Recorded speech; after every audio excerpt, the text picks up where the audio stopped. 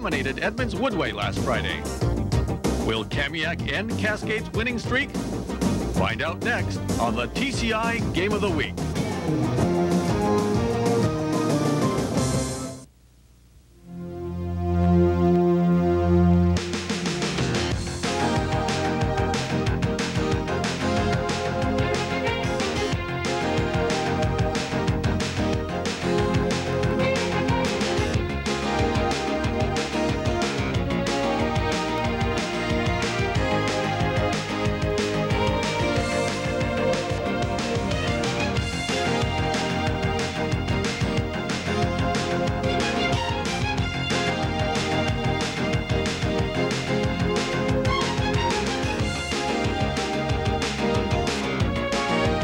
Let me tell you, folks, we've got a good one tonight. A couple of unbeatens, both 3-0 in their league, both 5-0 overall for the season.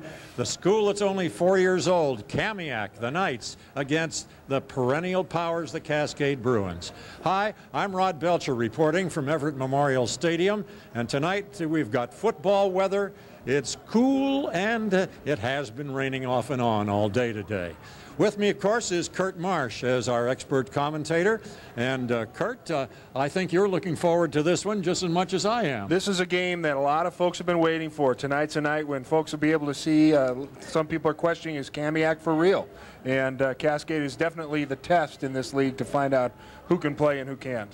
Well, Cascade, of course, is ranked in the top 10 in the polls, but Kamiak nowhere to be found. I guess they don't have the respect because they're such a new school, huh? They haven't played a real tough schedule. However, they have dominated every team they've played. They average over 400 yards of offense. And they've got an experienced senior team. Some of those seniors have played together for absolutely 4 years from the freshman days.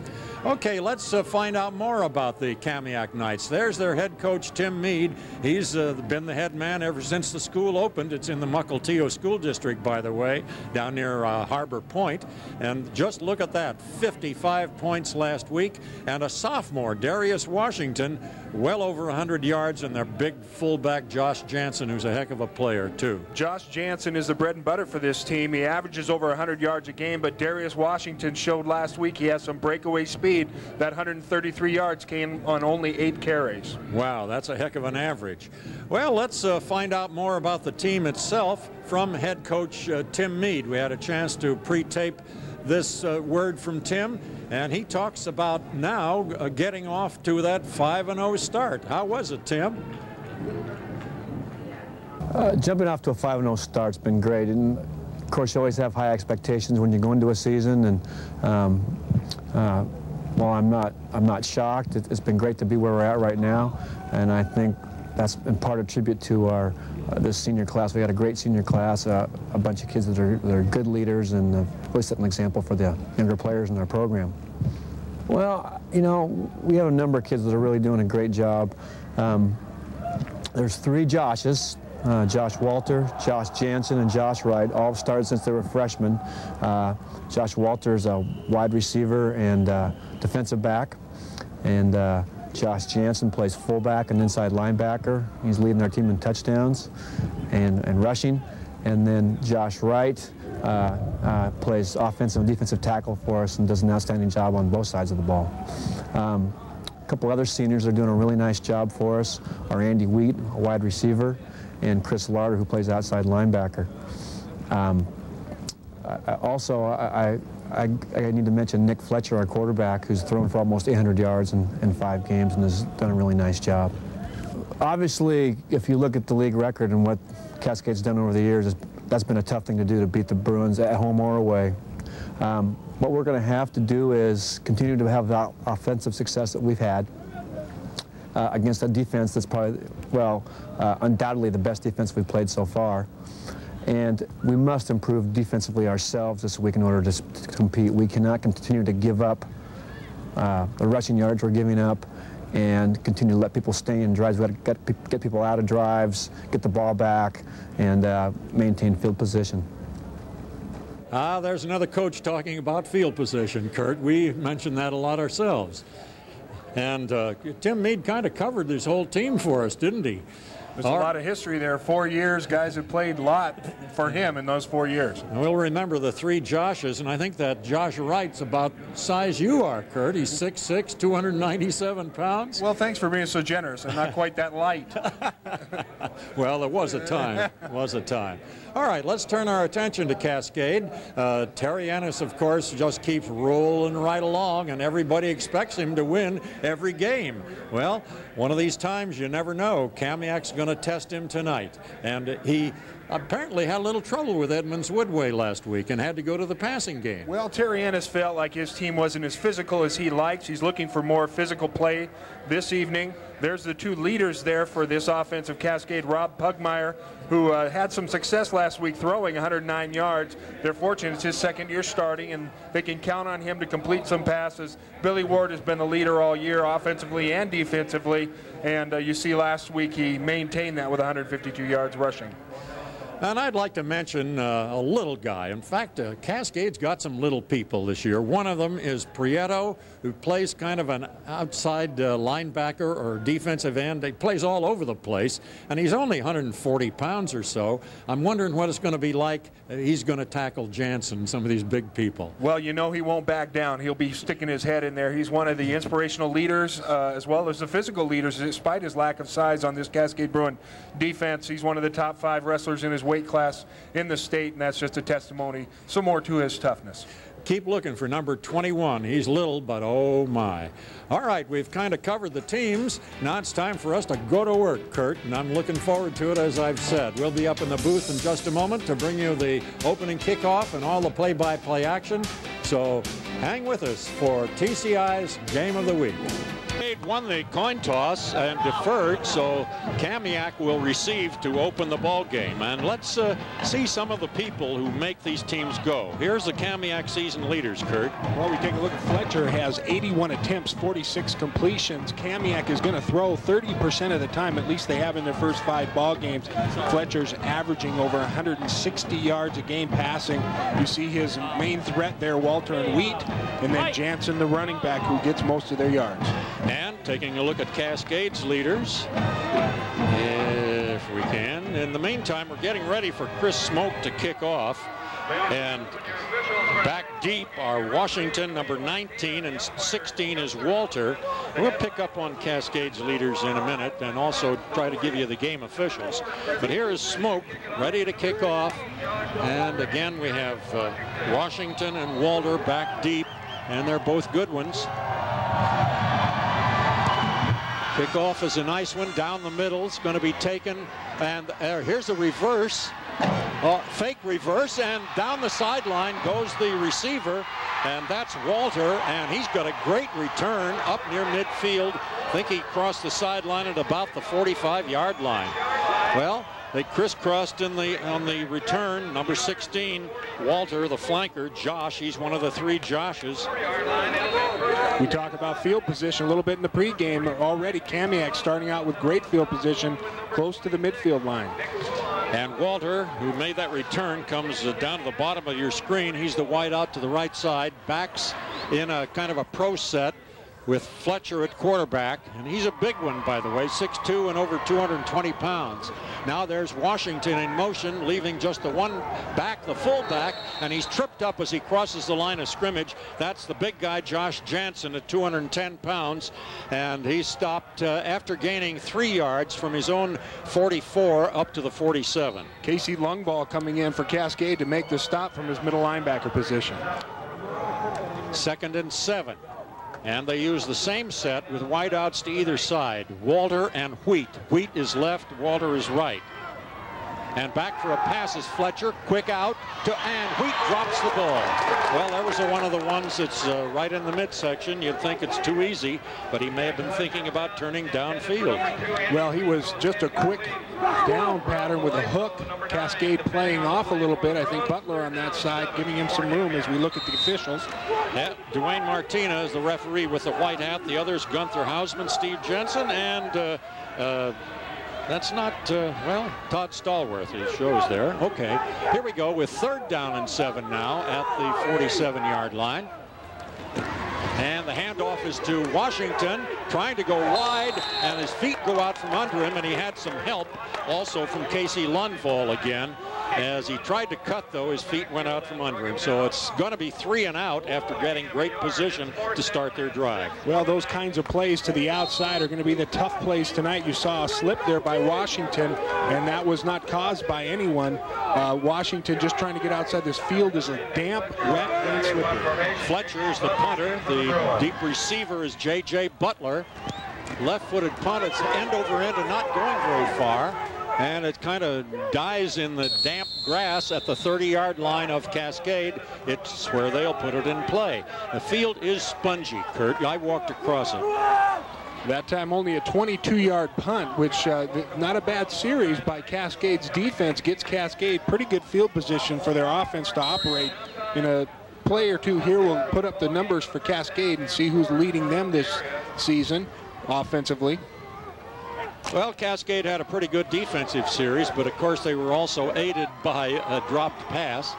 Okay, here's Pugmire, and a quick toss to Butler, and Butler's knocked across the sideline after gaining, maybe 3 or 4 yards.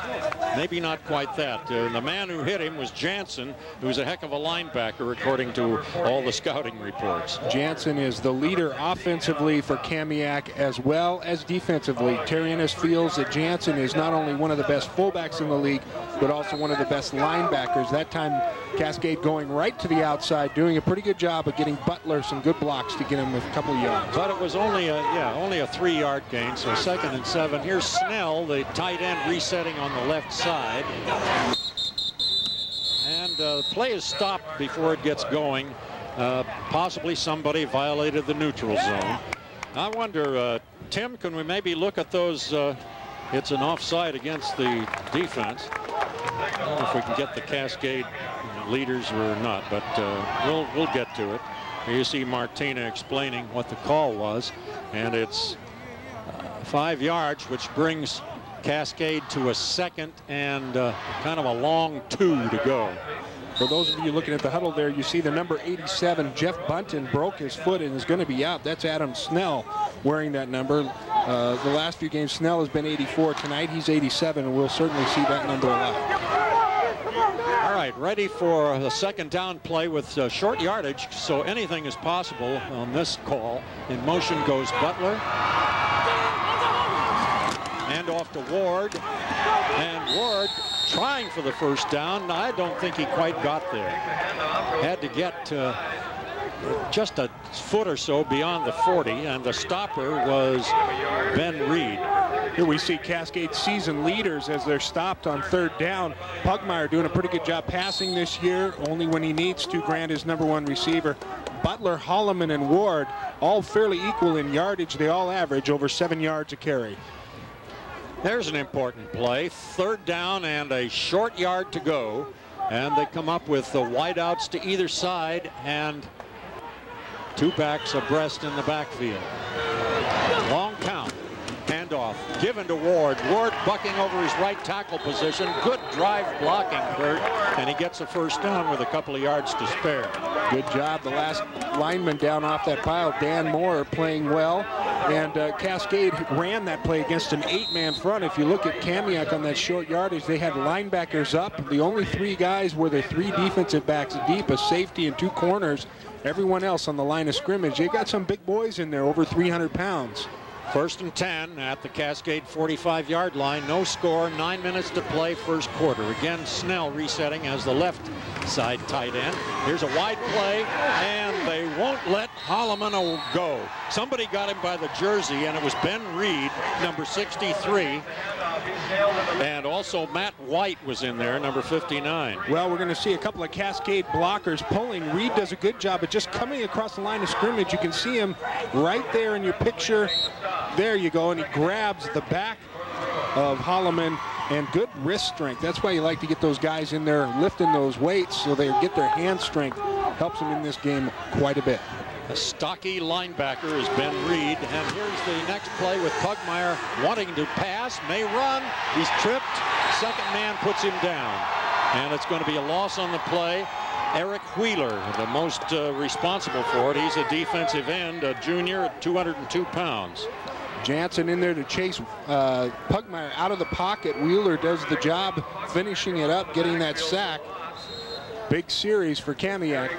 And it's 3rd down and 15 to go here, and into the Cascade huddle comes number 5, Tim Grant. He's got instructions from the side.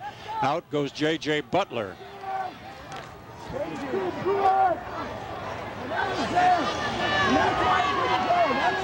Okay, Grant comes as a way wide flanker to the left side. Back for a straight drop, and that pass goes to Grant, and he's got it. Apparently a good catch, and it's right at the first down yardstick. And it's waved on as a first down by the officials. Boy, that was close, though. Grant gets out wide. Kamiak playing a cover 3, only 3 deep. Grant gets in between the corner and the safety. The pass is right on the money, right where he needs to put it. Pugmire, a pitcher in baseball, shows his accuracy on that one. Well, that was knee high on the outside corner. 1st and 10 inside the Kamiak 45. Still no score in the game. And here's a handoff to Butler. Big hole. Breaking a tackle. Cutting into the open. Now turns on the speed. Walters after him. Gets him down around the 20-yard line. Maybe inside it. Boy, a couple of great things on that play, Rod. Some good blocking right at the point of attack, then some good downfield blocking. But most of it was Butler keeping his feet driving. You see the pulling guards here, Bissell there in front, and Butler stops, reads his field, and then just explodes through the blockers and past the tacklers there. Little nifty running to get out of that one tackle. 29 yards on that play. It was 16, Josh Walter, who saved the bacon of Kamiak on the tackle. All right, here's the 1st and 10 play from the 16-yard line. Make it the 17 to be accurate. And there's Billy Ward, and nowhere to go. Boy, that was a good left side defensive line surge by Kamiak. Again, the first couple guys there, number 63, Reed was there, the big number 68, Garrett, and then finishing it off, Jansen. Talking about big, Garrett at number 68, 6'6", and 312 pounds. They're tough to run inside on. They've got 2 big guys anchored right in the middle, and they're pretty agile players. They're going to try and force Cascade to the outside on this wet turf. Butler comes out, 2 wideouts, 1 to either side, Gaffney and Grant. This is 2nd down and 10. Pugmire straight drop back to pass. Throws, got a man. Holloman makes a great catch, and he's down at the 1-yard line. How about that one, Kurt? Well, right from the start, excellent protection up front. Pugmire back there, got to stand back there all day. You're going to see it right here. Just a 5-step drop. He's back in the pocket. Look at how much time he's got and how much vision he's got. Nice strike just over the shoulder of Holloman. Holloman stretches out for it, almost got into the end zone. 15-yard pass play, just beautifully executed by the entire team. So now it's 1st and goal at the 1. Obviously a great opportunity for Cascade. And there you get a look at those troops in the front line. Snell resets to make the strength go to the right side. Here comes a pitch to the right side and a great trip-up tackle by Larter, Chris Larter, number 42, and Holloman couldn't get there. Larter, I think, reading that play, can tell by the alignment of the Cascade, they like to pitch out that play quick there down by the goal line, just shooting across the line of scrimmage, getting some penetration and tripping up the running back. Cascade, what a scary thought, a Cascade team that can throw. Now we got 3 backs in the backfield. The handoff to Billy Ward, and he powers into the end zone. Boy, talk about your straight-ahead drive blocking, Kurt. That was it again. Well, we've talked about the diversity of Cascade being able to run inside and run outside. Now we get to throw in the mix the ability to throw the pass, play action pass off those runs, and boy, that is a knockout punch. They used all 3 of those on that drive. Pugmire threw 3 touchdown passes last week, and this was close. Got him down to the 1-yard line, and should have been easy to score from there, and sure enough, it was fairly easy. This is Smoke to kick the extra point. Oh, he slipped, but he got enough into it, and it's down the middle to make the score 7-0. That was quite a drive, Kurt. That was an 11-play drive, 70 yards, started on their 30-yard line after that short punt, and Cascade emphasized that this is their home field by taking their first drive and putting some points on the board. You know, kind of a worrisome thing there on Smoke's extra point kick. Kurt, his plant foot really went out from under him on the kick, and that could be a problem as the game wears on, and it's getting torn up a little bit in the middle of the field right now. But he gets a good kickoff away again. It's going to be taken by Walter at the 8-yard line. Again, fake, same fake on the crisscross. This time it doesn't hurt for so much. And he's knocked across the sideline between the 15 and the 20, I believe, by Jose Prieto. There's a little guy we talked about, and Briel Loizo, number 9, was there as well. Loizo that time doing a good job of keeping the number 16 Walter bracketed in, and then Prieto closing from the inside towards the outside. They were able to sandwich him and keep him from the big game. Okay, they set up with a pro set, wideouts to either side here. Momentary delay while they get the yardsticks on the sideline figured out.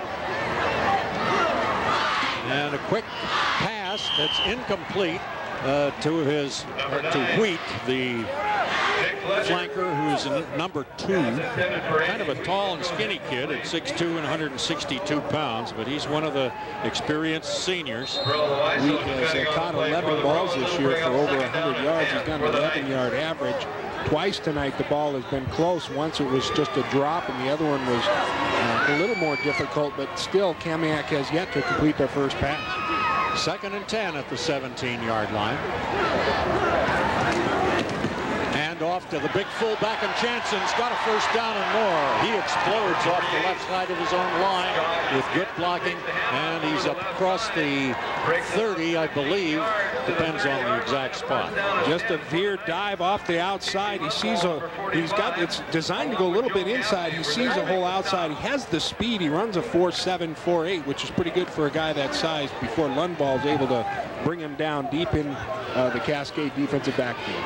A 15-yard advance. Now here's a wide play, and carrying the ball is Washington, and he kind of hurdles the tackler, and he's up for about a 15-yard gain near the 50. Terry Ennis is not going to be happy on that play.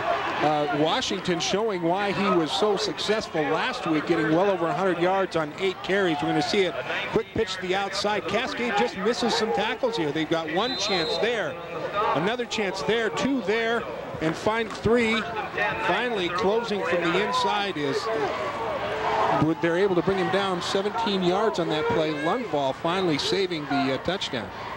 Line of scrimmage is the 49. Here's a fake one way, then a wide play with Walter, the wingback, carrying. And he's got good yardage, and down the sideline he goes, finally knocked out of bounds when it looked like he might have a chance to go the distance. Joe Gaffney made the saving brush block kind of tackle, knocking him out. Pretty good play there, a fake pitch, and then they hand it back underneath to Walter coming across. Prieto gets pinned inside. He's there to keep containment. You see Terry Ennis right there looking a little frustrated, trying to figure out what he can do. Cascade just not getting in the right spots, not wrapping up the tackles when they have the opportunity. That was a 14-yard pickup. They're knocking it off in big chunks here, but it's still 7-0 Cascade with 4 minutes plus to play in the first quarter. Long count by Fletcher. Now Nick gives it off, and carrying the ball is Josh Jansen, and he is down for another big chunk of yardage inside the 20.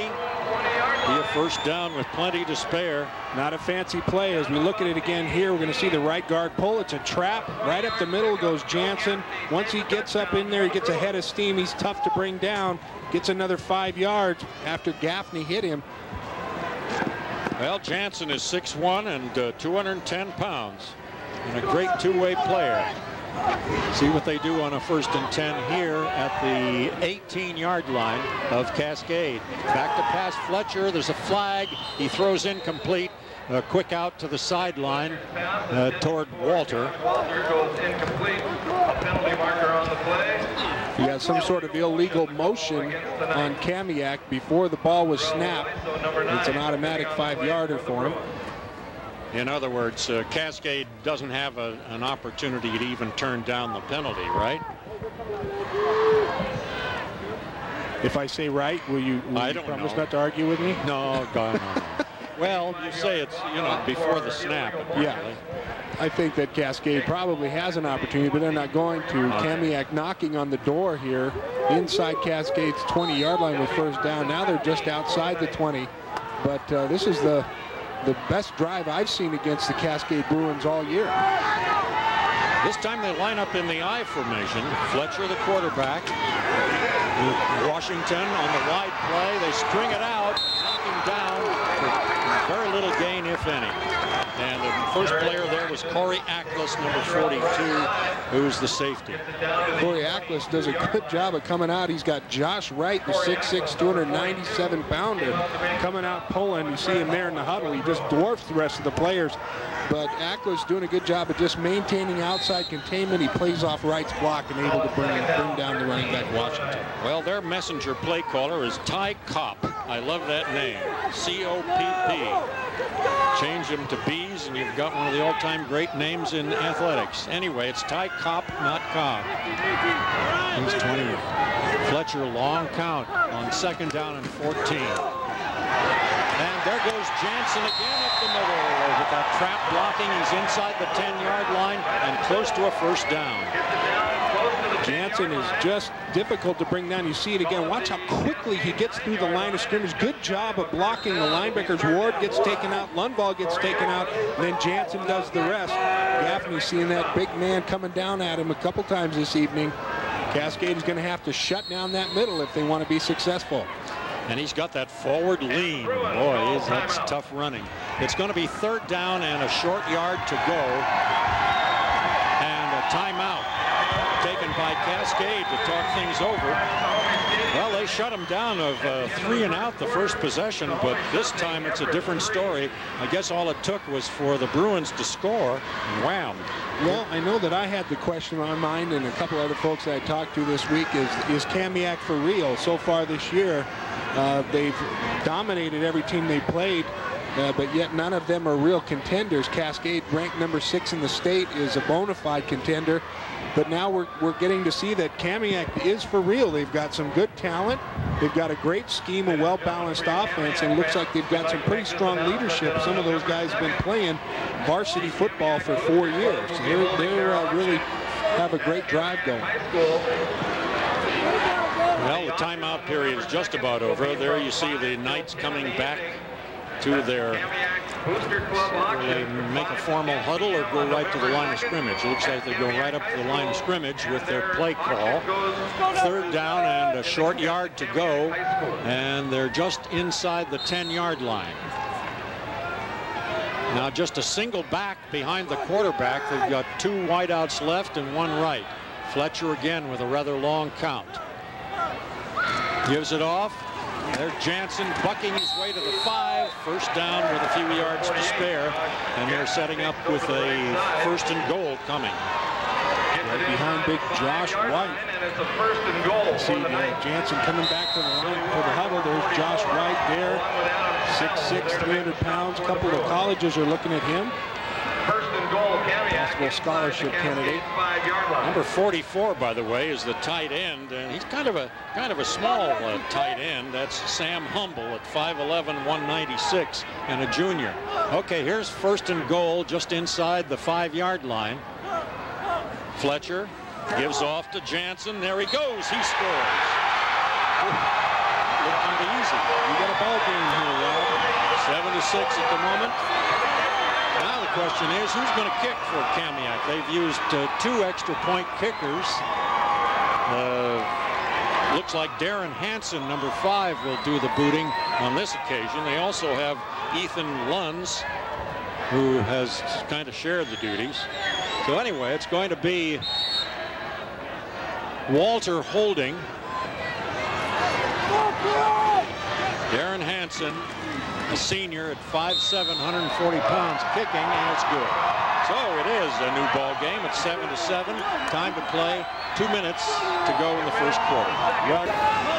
Ethan Lund, number 10. It's going to be number 10, Ethan Lund's kicking off. Kamiak's drive impressive as well as Cascade's. Kamiak's drive 83 yards in 11 plays.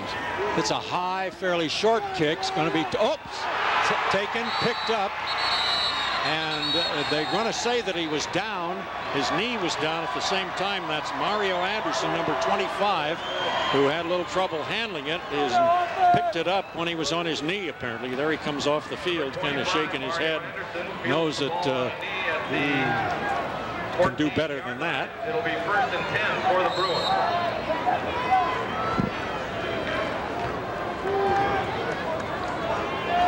All right, let's see where the line of scrimmage is going to be, the 13-yard line.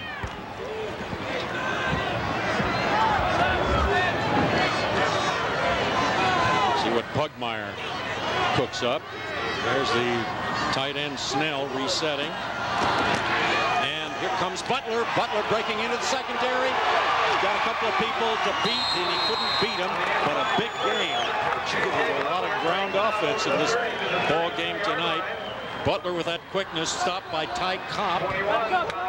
We're going to see this play again. Butler, even though the ground is wet, you see him there following the pole. Even Pugmire's out there blocking for him. This is what Butler does so well. He sees the field, cuts back against the grain, looking for that one little sliver of daylight. Kamiak's cop able to dive and catch his feet and knock him out from under. Now here's a wide toss, and again, Holloman has a problem with that one. His feet go out from under him just as he took the toss and attempted to move upfield. So it's going to be a substantial loss on first down there. 4 yards from the 31 back to the 27. To stop that outside play, Kamiak has got their guys coming across the line of scrimmage, not just waiting for those outside tosses to come to him, but actually attacking them, forcing Holloman to have to make a decision and a cut as soon as he gets the ball. And on this surface, that's going to be trouble for him.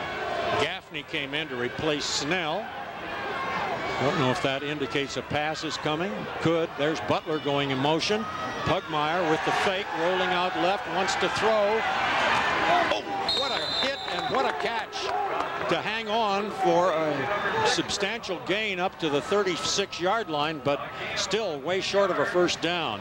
Again, excellent protection, a play action up the middle. You roll to the left. Pugmire doing a good job of firing that ball to Holloman. Even though he's running to his left, the right-handed quarterback, that's not an easy throw, but he throws another strike. Well, it's a critical distance to go here on third down. 3rd and about 6. Just past the 35-yard line. Well, may not get a playoff here. 7 seconds and counting.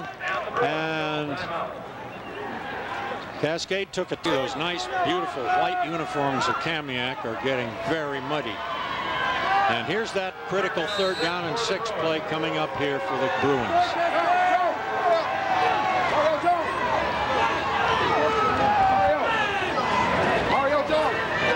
Pugmire to pass.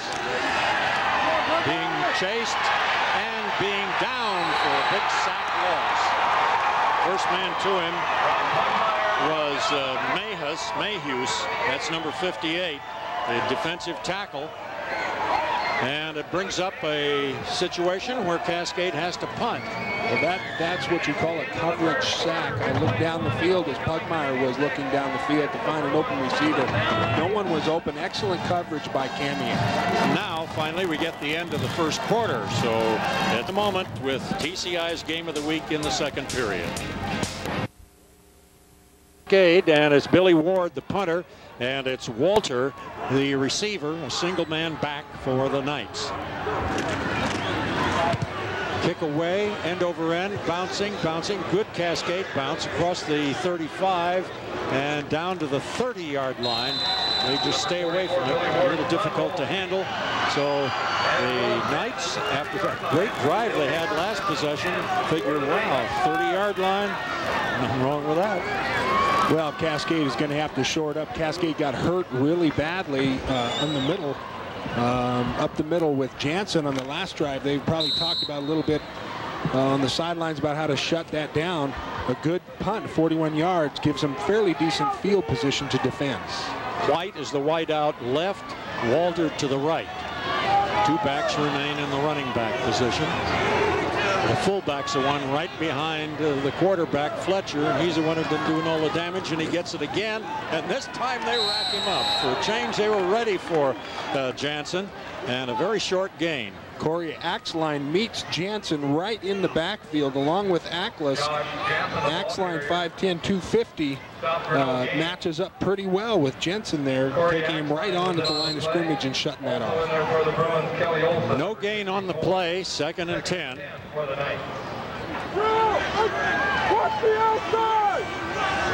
The man on the end closest to you there is 44, the tight end, Sam Humble. Fletcher, the big quarterback at 6'2" and 220-something pounds. Back to pass. Fires, got Wheat, and a possible first down. It's right at the forward yardstick. And so after some unsuccessful passes, they finally connect on one. Well, Kamiak has pretty good pass completion. They've thrown 81 times, completed 46. That's just under 60%. So they're gonna, if they keep firing, they're gonna complete one. That was Wheat, who redeemed himself, catching one that was right in his hands. He dropped one a little bit earlier. Holloman finally on the stop. It's at the 41-yard line, 1st and 10. Only one running back remaining. That's the fullback, Jansen. And he gives off on a semi-delay, and look at Jansen keep those legs driving. He's got a gain of at least 6 yards, maybe a bit more. Axline met him again. We'll see the replay. Axline hits him at the line of scrimmage, but Jackson, as he comes through the line, boom, he gets hit right there. But then he drags Axline another 7 yards before he's finally brought down. That really takes gang tackling to bring the big guy down. It's a short 3 yards to go on 2nd down here. Wheat is the wide out left. He's at the very bottom corner of your screen. Fletcher waiting, finally gets it, gives off to the fullback Jansen. First down, got another 5 or 6 yards on that carry. Talk about your smash mouth football. That's it when Jansen is the guy. And Kelly Olson, who's fairly big for Cascade, makes a stop. He's 5'10", 190. Well, this was what concerned Terry Ennis. You know, a night like tonight, they have success running up the middle. That doesn't take great footing to do that. They've just up front, Cascade has got to dig in. And there he goes again, this time veering off right guard. Hit at the line of scrimmage, but still manages to make a couple of yards. That's the other thing right there, Rod, that we saw Cascade do. Dan Moore hitting Jansen first, and then 3 or 4 other guys coming in finally with Ackles cleaning up. But Cascade is going to have to gang tackle this guy. They're going to have to flow to the ball, get there quick, and no one take for granted that the first guy is going to bring Jansen down. 7-7 is the score early in the 2nd quarter. 2nd and almost 7 to go. Straight drop back. Now he wants to fire. Got a man, Wheat. And they call it, they say he trapped it. Wheat doesn't think so, but the ball definitely scooped into his hands, and it's an incomplete pass. Close call there. The ball looked like it bounced off the ground there before Wheat had possession of it. It was just a good effort for Fletcher to get the ball up. Bunton in there on him first. Excuse me, not Bunton, but Snell in there on him first. And Fletcher forced out of the pocket. Had to throw off his back foot and wasn't able to get the ball downfield. Wheat was wide open. 3rd down and 7. Roll out for a potential pass or run. Fletcher fires it and incomplete. Well, he was just off target that time, evidently meaning it for Wheat down the sideline, but it brings up 4th down. They're not close enough to go for it or try a field goal or anything. They're clear out at the 43-yard line. So dropping back to punt will be their fullback. Fletcher, I beg your pardon, the quarterback Fletcher, and it's going to be J.J. Butler as the receiver. Now the kick is a squibber kind of down along the ground and rolls dead inside the 20 at about the 18-yard line. So that leaves Cascade with a long field to go here, 2nd quarter, with 8 minutes and 42 seconds to go in the period. Still 7-7. Both teams are used to scoring a lot of points in the first quarter. And looking through the stats, Kamiak, who's from Mukilteo and not Mill Creek, I made that mistake earlier, has been good at scoring in the first quarter. Both teams only 7 points each in the first quarter, and nothing so far in the second quarter. Neither team's offense has been able to get off track.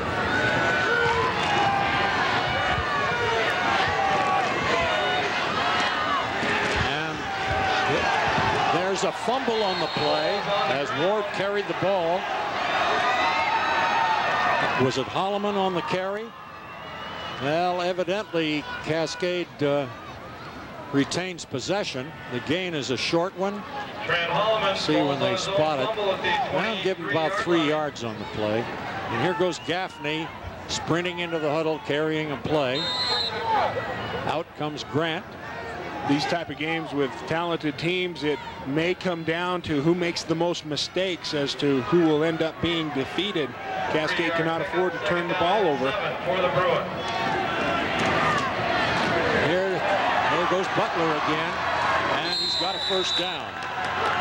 JJ been the most effective runner for Cascade tonight, and he's got it across the 30 to the 33-yard line. You see JJ there coming back to the huddle. He's got a little cast on his finger. He's got broken bone in that hand, but it doesn't look like it slowed him down. JJ using his leg drive, he's able to stop and start and change direction even on a field like this evening, and that's what gives him the advantage. First down at the Cascade 33. Oh, and there's the tight end Snell broke through the imaginary plane there at the line of scrimmage, and that's going to cost Cascade 5 yards. He just beat the snap count. That's one of those things that can hurt you. Cascade so far this year has 270 yards in penalties, and the opponent's only 215, so they're in the minus category on that statistic. Holloman goes as a wide out to the right side. Puckmeyer giving it off up the middle. Billy Ward with a nice drive, but remember they lost 5 yards on the penalty.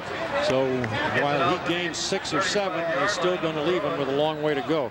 Carlos Cruz, number 91 of Kamiak, was the first man to him. Ty Kopp also in there to wrap Ward up. Ward is the workhorse on that Cascade offense. Ward has rushed this year for the most yards of any rusher. The Cascade are right up there, 340 yards. Holloman 341. Second down and 8 at the 35. And Puckmeyer to pass. Good protection. Fires. It was in the hands of Butler, but the defender was right there, Joel Alinen, and he kind of contested with him. And remember that hand that Kurt talked about. We're going to see it. Butler, this is right to his outside shoulder. Butler has to, again, great protection, but Butler has to get that hand out with the cast on it. Oh, if he didn't have the cast on, might have been able to pull that one in. Yeah, that's not the right hand to make a one-handed catch with. Third down and 8. Holloman is the wing back right.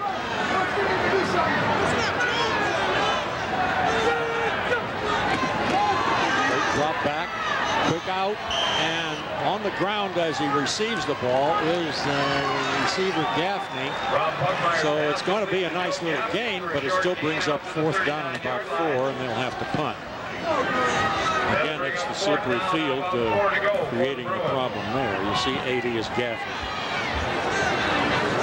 So Ward goes back to punt. Walter goes back to receive. And a good defensive stand there by Kamiak.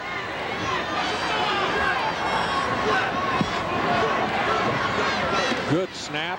Plenty of time to get the punt away. Nice punt, too. And a fair catch called for by Walter between the 30 and the 35. Let's call it the 32 in Kamiak territory. Well, this is approximately the same place they began their last possession. Pretty even ball game thus far. Cascade goes down on their first possession, scores. Kamiak comes right back with a 83-yard drive in 11 plays to score, and now they've just been trading punts since then.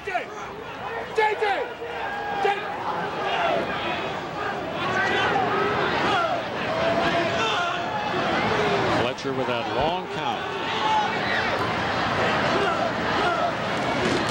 And the give to the tailback, and I'm not sure who that was. Might have been Washington. At least he didn't get very far. And that was number 19, Darius Washington, on the carry. Adam Pacheco, the other small linebacker in their 5'5", 160, getting across that line of scrimmage and making that stop deep in the backfield. Wheat goes wide right, Walter wide left, leaving Washington and Jansen the remaining backs. And there's a quick pass to Wheat. Wheat's got it for a short gain. No, that's Ty Copp who's in there rather than Wheat. Number 21 usually plays safety on defense, but in there in an offensive wideout position. No, the gain was up to the 38-yard line, bringing up third and a long 5. You saw a little bit of the arm strength there of Fletcher. Just a quick ball on a rope from a 3-step drop, and then just release it to Kopp, who was in front of the defender. Now Kopp has left the field, and Wheat is in at that right wideout position. And there's the pass to him, and he makes the catch and holds on despite a heck of a good tackle by Holloman. Really dumped him, but that's good holding on, Kurt. Wheat has a height advantage. You see here, he goes up for the ball. He's in front of Holloman. Wheat at 6'2", getting up in the air a little bit. Good job holding on to the football. He's going to hit the ground hard. Well, it's spongy tonight, as we mentioned, Kurt. Time to play, 5 minutes and 15 seconds of the second quarter. Still 7-7. 1st and 10 here. Fletcher passes, complete over the middle for another first down, or did he? Nick Fletcher's pass intended right through his hands, Rob. Almost intercepted that time by Ackles. Corey Ackles, number 42. I thought I saw an official give the signal for a catch, but I misread it, to tell you the truth. Anyway, goes in an incomplete pass, 2nd down and 10. Ball right at the Kamiak 45-yard line. This time Walter lines up as a wing back to the left. Wheat is the wideout right.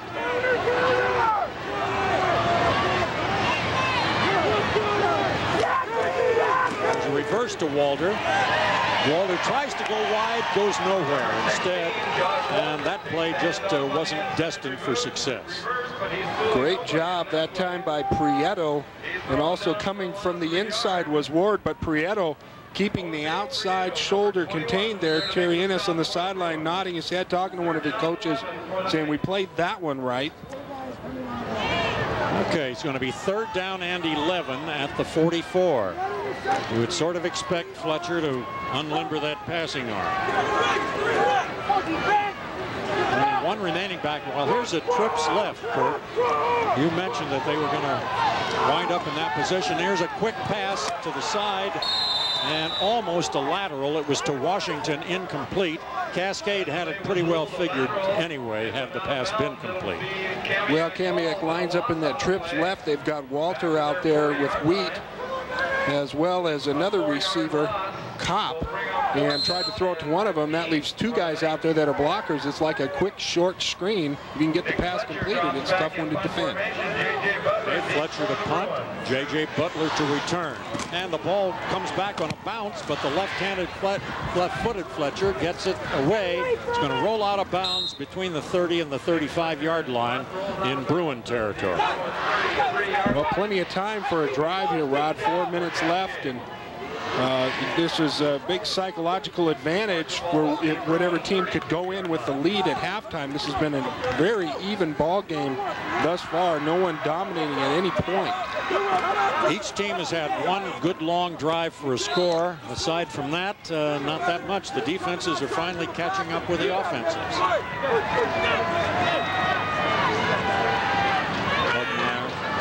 for the snap. And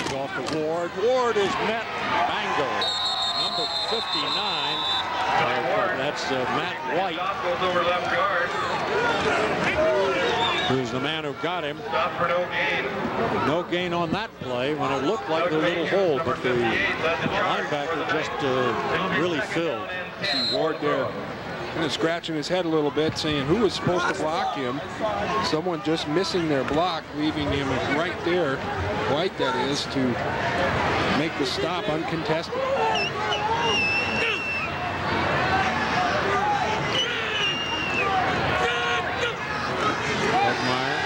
Quick drop out to Gaffney. Gaffney gets to the 40, short of the first down by 2 or 3 yards. And it's going to bring up 3rd down and short, but a difficult short.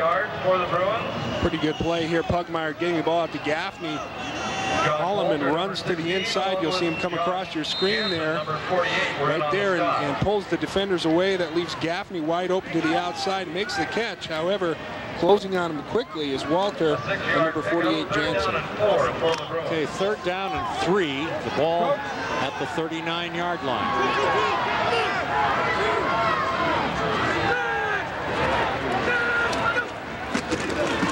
The fullback, Ward, he only gets a yard at most. Nothing there. Oh boy, that fullback play on the trap by Cascade that has brought them so many yards over the years just did not open up on that play when they needed their 3+ yards. Well, it didn't open up because the defensive line there for Kamiak, number 63 in particular, Reed, was closing down on a stunt coming down across the face of the guy who was supposed to block and was able to close that off. Okay, Josh Walter, one of the 3 big Joshes for Kamiak, that is, goes back to return the punt of Billy Ward.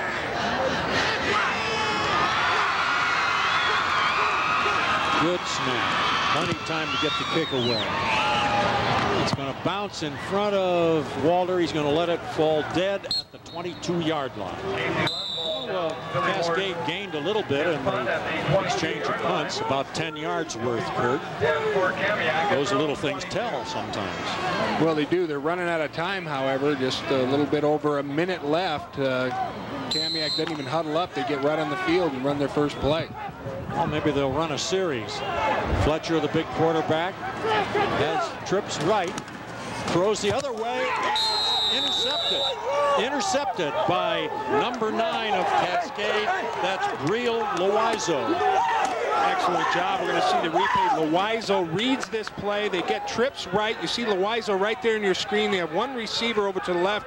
Right away, the quarterback looks over. Loizo reads it. The receiver is not turned around. That's Wheat. And Loizo sees the ball coming. Wheat doesn't. Loizo steps in front and gives Cascade an opportunity to take the lead. Nice camera work there, guys. You bet. Okay, 1:47 to go. It is for the first half, and there's a fumble on the exchange, and the referee immediately gives a signal that Kamiak has recovered.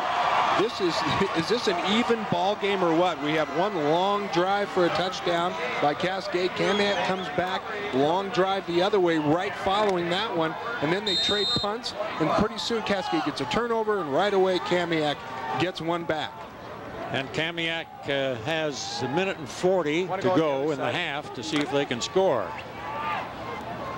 Other side. Flubbed opportunity by Cascade there on the first down mishandling between the center and quarterback. You got wideouts to either side for the Knights.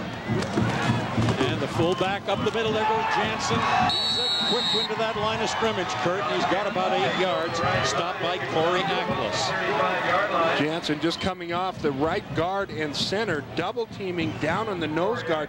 The nose guard for Cascade is Adam Pacheco, 5'5", 160 pounds. You've got Adam Pacheco in there trying to take up that middle. A couple of big linemen just crushing him. Pacheco's heart is huge, but you got to have a little bit of an ankle too. Actually, he's only about a yard to go for the first down here, and Fletcher's going to pass, and he's going to go for it all. It's well defended by Holloman, and it's out of bounds anyway. Incomplete. Holloman doing a good job of running step for step that time with Walter. Walter, another favorite of Fletcher. All right, we'll take a quick break here with the score tied 7-7 second quarter. Well, that man right there, 48, Jansen, just broke off right tackle, veered to the outside, and went for a first down across midfield to the Cascade 48-yard line. That was a 17-yard run. Ladies and gentlemen. Timeout called by Kamiak. There's only 1 minute left in the ball game. Certainly with first down, they've got plenty of time to mount a drive for a touchdown. Yeah, well, of course, both these teams can look forward to the second half. Incidentally, you remember that Cascade kicked off to start the game, so they'll get the ball at the outset of the second half. You can tell we're in football weather here, Rod. You see the breath rising above and the steam coming off. It's a little chilly out there tonight. Yeah, it makes us feel better up here in our enclosed booth, doesn't it, Kurt? It does. It's we're not wet and dirty and cold. Certainly not cold.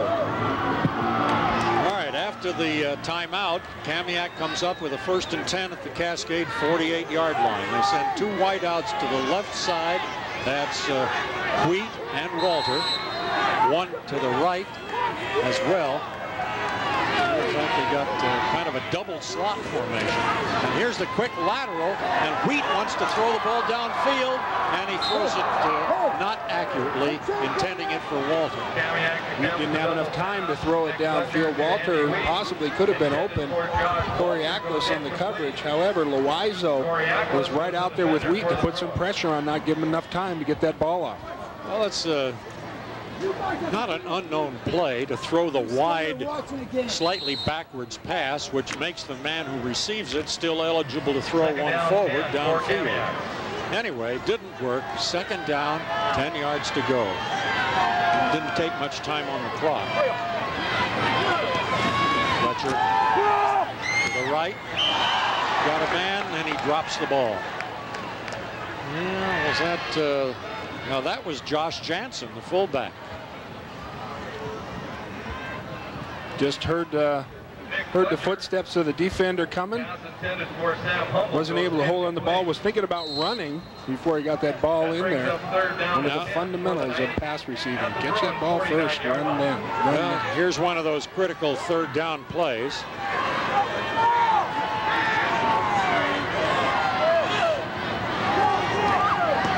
Fletcher hands off on a draw to Jansen. He avoids 1 tackler.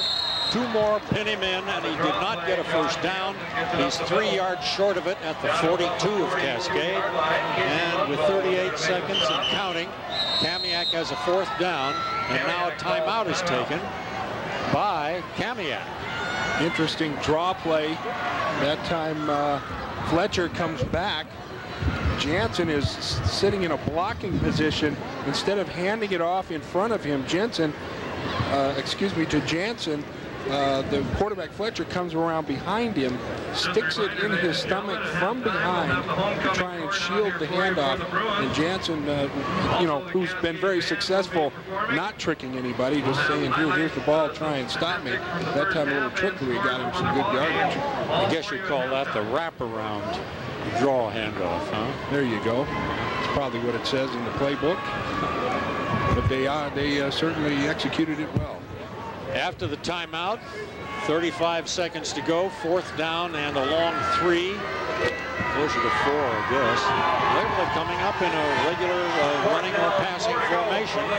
Cascade seems ready for it, however.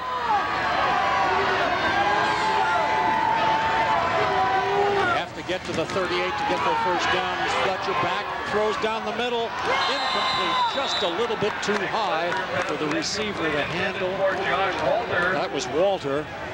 The defender on the play. So, go ahead, Kurt. Doing a pretty good job of getting open, stepping right in front of Ackles. Ackles closing in on him, but Walter, the ball goes right out of his hands. It just looks like Fletcher is not quite on the mark this evening. Pugmire actually looking a lot stronger in his accuracy throwing the football. All right, let's see what Cascade does with 31 seconds remaining in the first half. 1st and 10 at their own 42-yard line.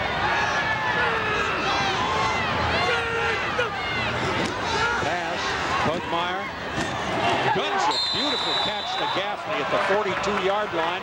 They'll stop the clock while they reset the yard marker sticks. And 27 seconds to go. That didn't take long. Oh, did they take a timeout? Yeah, Cascade took a timeout. Defender away with his body. The pass was right there. Ladies and gentlemen, you'll want to watch the replay of tonight's exciting Southern Division. Carl Nichols, who's back working with us as our statistician and spotter tonight, indicates that he knows that's Cascade's last timeout that they've burned. We talked about that timeout they called right before the end of the first quarter, and this is why you wonder if you don't waste those when you do that, because now they could certainly use another one with only 27 seconds left and just now breaking into Kamiak territory. Yeah, you got to wonder about even if they could get set up for a field goal if they get close enough. It would take them some time to get the kicker in there and get set up. Well, 27 seconds to play. See what Pugmire does here. Pass. In the middle, intercepted. This could be lots of trouble. Down the sidelines, 40, 35, blockers. They're pinning him in. He gets to the 7-yard line. It was Ty Kopp who made the interception. 14 seconds to go as they stop the clock on the change of possession. And they're marking it close to the 5-yard line. It's to be about the 6. A lot of celebration going on the Kamiak side, but Cascade, Terry Ennis not happy. Terry is one of those guys who doesn't like to throw the football. He says, you know, if you throw the football, 3 things can happen, and 2 of them aren't good. And that's one of them right there, the interception, and then the 65-yard return. And Kamiak doing a good job of not clipping anybody on that return. But finally, Aquas able to pull down Kopp and save the quick 7 points. Kamiak now has 14 seconds to try and get on the board. Kopp is one of their experienced seniors. He's a starting free safety on defense and occasionally plays the wide receiver spot. So he was obviously playing that center field free safety on that play and made good use of his speed and picked up some pretty decent downfield blocking along the way as well. Well, they don't have much time to play with here, Kamiak Knights, and they're about, call it 7 yards away. It's on the 7-yard line. First and goal, of course. There's number 9, Fletcher. 48 right behind him is the big fullback who has scored once. That's Jansen. And it's a pass. Touchdown to Walter. Josh Walter from Nick Fletcher, and Fletcher's accuracy, as Kurt mentioned, had been off for a good portion of this first half, but he was right with it on that time. Boy, what a big turnaround. This is what happens in these seesaw games where neither team is really dominating, and then all of a sudden you have a big play, a turnover, and those turnovers right there, that's a turnover that cost Cascade 6 points, maybe 7. Well, they're using their alternate kicker this time, the left-footed Lunds, and it's no good. It's off to the right. Could come back 13-7. We see right there Kamiak, but that extra point is a big point. If Cascade can score some other time in this ball game and put the extra point through, that's the 1-point difference. Those always have a tendency to come back and haunt you. Just a great pass play that time. Fletcher to Walter. Walter at 6'1", 185 came across the face of the defender, shielded him out. The money, right on the money here as we see good protection, quick pass. Walter just diving inside of Aquas, bobbled the ball a little bit there, able to concentrate and bring it down for 6. There's pretty much the same shielding away from the defender that Gaffney had done on a pass that Cascade threw a little bit ago. Well, there's a couple different ways you can play that. You can either play him tight up on the line of scrimmage and try and force him so they don't have quite a run it, or you can, your DBs, or play off, let him get there and try and make contact when the ball reaches the receiver. That time Aquas is a little late getting there. This time the kickoff man will be Darren Hansen. He incidentally kicked the first extra point successfully, but they used Ethan Lunds as on the second one, and he missed it.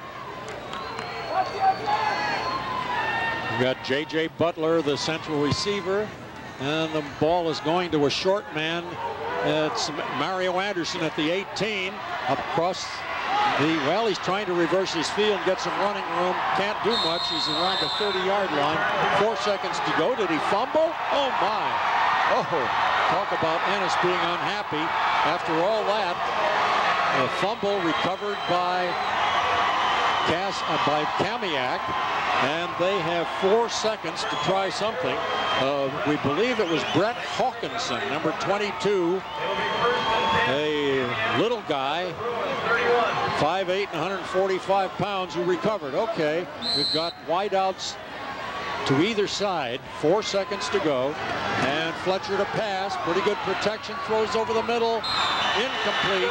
Well guarded by Ackles, as the man for whom it was meant was Walter, who caught the touchdown. Well, the first half is finally over.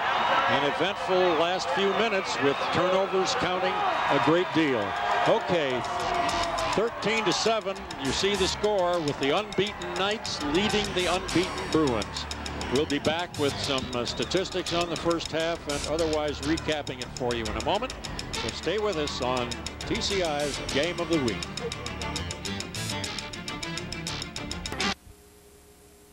Higher completion percentage. Pugmire is right on the money tonight. 6 of 8 for 66 yards.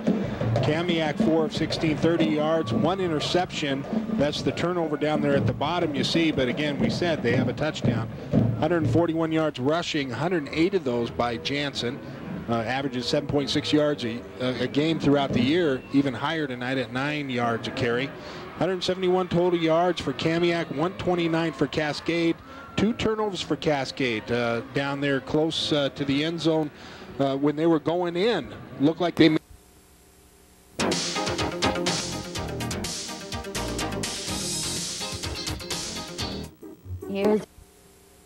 Teams took the field and lined up at the wrong end. The officials are getting them squared away here. Cascade is moving from our left to right as you look at the screen. And of course, Kamiak will kick off with Cascade put in a strange position for them, coming from behind. See how they do. I'm sure they had a little attitude adjustment in the locker room. Terry Ennis not one to mince words when he's a little frustrated. I'm sure that he was a little bit frustrated with the turnovers at the end of the first half. Turnover on the kickoff, of course, didn't cost them anything, but it might have. Darren Hansen, number 5, is kicking off. Butler's back deep, and this one is going to one of the up man, and it's Holloman takes it on about the 17-yard line and breaks upfield nicely across the 35 where he's down. Cascade not having to hurry up and score. This is a very close ball game. They're 2 field goals away from tying it, the touchdown extra point away from going in the lead. However, the first half was a game of field position, trading punts back and forth. Cascade gets the ball at their own 35, which is great field position to start a half. Okay, they line up with all 3 backs in the backfield at the moment and don't shift, and they run a little crisscross with Holloman carrying to the left side, and he's pulled down after only about a 3-yard gain. Gets from the 36 to the 39. There was a fake to one of the backs going right, handed off to Holloman going left. He did gain 3. It'll be 2nd and 7. Trying to run back up the middle, only not doing it straight ahead. Kamiak plays a 4-down line defense with 2 outside linebackers, 2 middle linebackers, and 3 deep. They have an 8-man front. Tough front to run against. Tight formation for Cascade now with only 1 split end, and now here's Snell resetting as the tight end on the left side. And a rollout to the right by Pugmire. Has a man and throws, and a good catch made for a first down across the 50 by Snell, the tight end. And that was under pressure. The coverage was quite good by Ty Cobb. Going to see this again. Pugmire fakes up the middle. Bissell out front to protect. Good job of looking down the field. Picks out his receiver. Right there is Snell. Hit right when he caught the ball. Able to keep it, pull it in for the big game. Snell, a course, one of the big guys. He's 6'2.5" and 225. All right, 1st and 10, just across the 50. And there goes J.J. Butler, who's been very effective occasionally tonight, but he really hasn't carried the ball that many times. That's a gain of about 6. And here's a chair. Off the bench comes Tim Grant. Immediately goes to talk to Pugmire. He replaces Gaffney. That's a frequent change as they use those wideouts as messengers. Just into the 3rd quarter, Cascade trails by 6. It's a 6-yard gain in the previous play, 2nd and 4. There's the handoff up the middle goes Billy Ward, and I think he stopped a little bit short of the first down. Cascade going on a quick count that time, trying to catch Kamiak off guard. They have a pretty quick pace going in this drive. Cascade coming out, coming right at Kamiak. A couple of misdirection run plays that time right up the middle, but the front line of Cascade doing a good job blocking, maintaining contact. 3rd down, about 1.5 yards to go to get the first. They have to get just across the 40-yard line. Here's the power play with Ward, and he's got the first down all right at about the 38 of Kamiak. You see Ward popping up there. He got hit pretty hard on that. Jansen was there first. Wheeler was also there, and then coming in at the last minute to clean him up was Larder. Josh Jansen, number 48 for the night. Pretty good drive going here by the Bruins, and they need one. Split man to the right is Loizo. The rest of the team in tight. Now again, Snell goes to the other side to reset. And here's the handoff. Carrying the balls. Butler breaks tackles. The flag goes down, however. He's going to run into the end zone, but it might come back. So hold everything if you're a Cascade rooter. Yeah, the guy who threw the flag is coming back, pointing at it. I think it's going to be one of those holding calls or clipping, or one of those guys up front blocking. Here comes the signal. Clipping, you bet. You had it. That would have been, oh my, those words, would have been a 38-yard touchdown run by Butler. But again, he shows that ability to pick his spots and to change direction quickly. He does a great job of coming to the onside of the play, going through the point of attack, and then just widening his vision, seeing the creases and able to have enough quickness and speed to cut and go right through the crease. It's almost on a play like that, you almost wish the guy would have fell down. It wouldn't have been a good big gain, because then it's not so disappointing. You get excited about the touchdown, you have to come back and regroup, and that takes a lot out of you. Now it's 1st down. Looks like about 23 or 24 to go for their 1st down. 3 backs in the backfield. Now they change it and put Holloman as a wing back right, the same side that the tight end is on.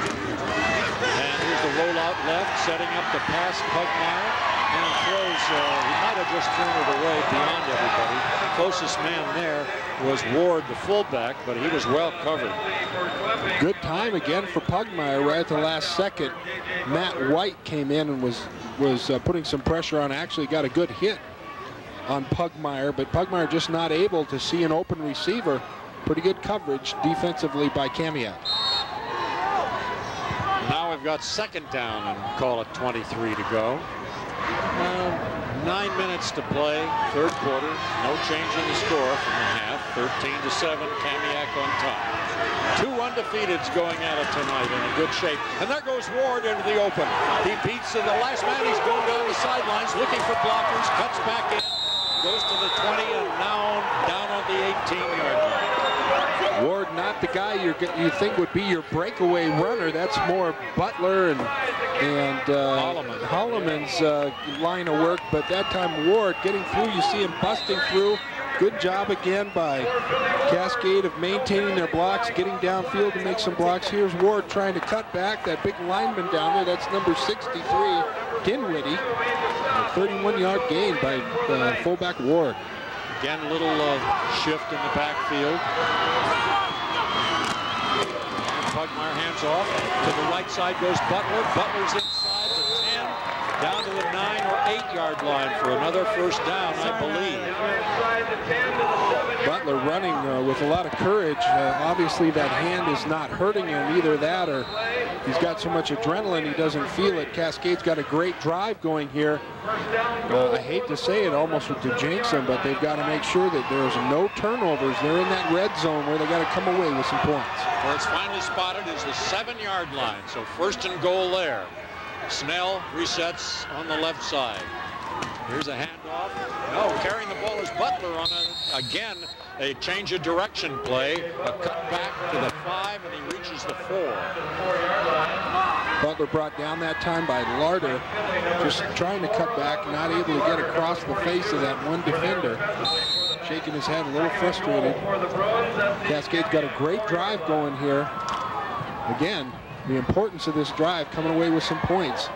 Holloman and Ward are the setbacks in the backfield. Here's a handoff to Ward. Ward to the goal line. He is in.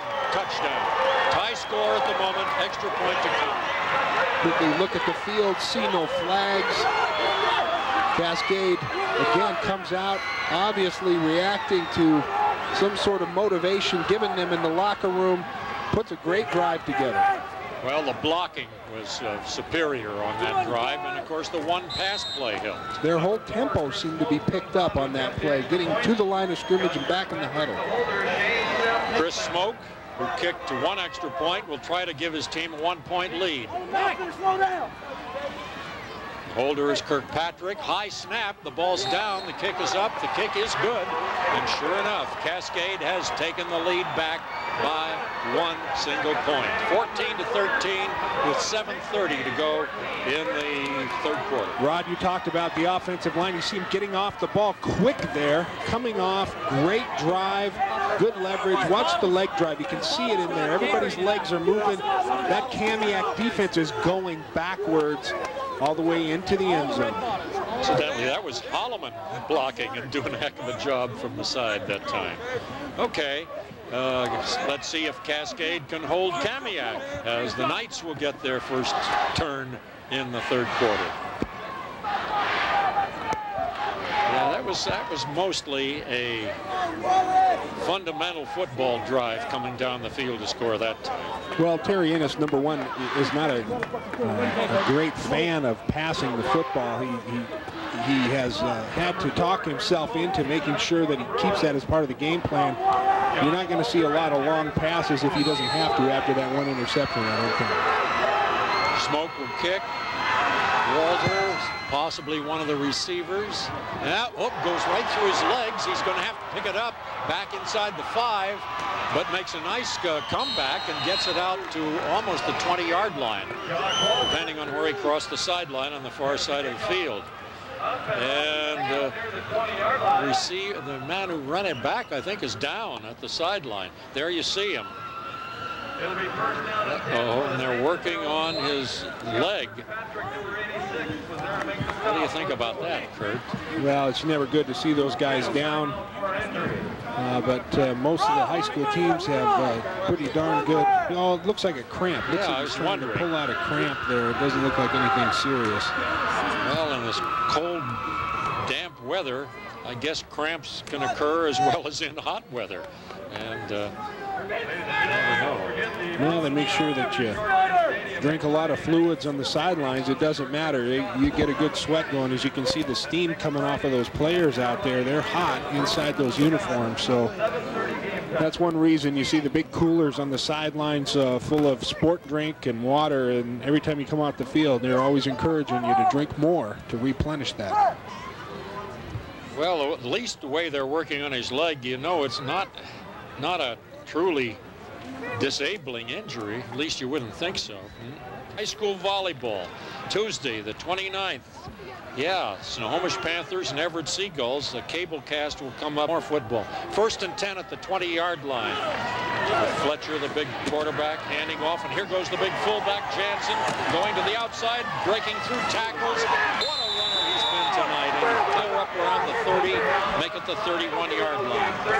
Well, right there you got to see what makes Jansen so tough. Not only does he have good vision to see the hole, but he's got a burst of speed to get to the outside, and then with that speed comes some strength. As you saw Loizo come up and try and tackle him, Jansen ran right through that tackle. Finally, it took Jose Prieto, the 5'5", 145-pound spark plug on this defense for Cascade, to bring him down.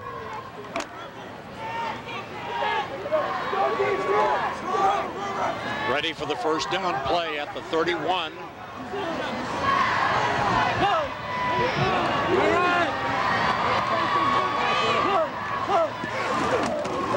Fake to the fullback. Fletcher throws on the run. Catch is not made. Through the hands of the receiver, Darius Washington, from the backfield. Good protection on that play. Just excellent coverage that time by Trent Holloman. Also down there was number 45, Lundvall, coming out from his linebacker position, able to knock the ball down. Well, as you mentioned earlier in the halftime stats, individuals, Kurt, Fletcher has not had a great night for passing percentage, but at least he has a touchdown pass. This time he sets up his team with trips right. 2nd and 10. The handoff from the draw. Jansen this time has a man hanging on for dear life, and he stayed with him and made the tackle for perhaps a yard loss. Boy, that was Prieto. We talked about him in the pregame, and we've seen Jansen run through some tackles, but that time Prieto comes up 5'5", 145, taking on Jansen 6'1", 210, and Prieto, who's one of the top 5 wrestlers in the state, gets him in one of his holds and has a 2-point takedown.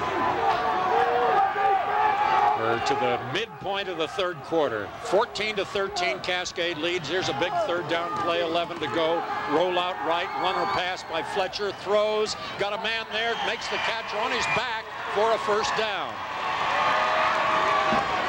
It's Wheat.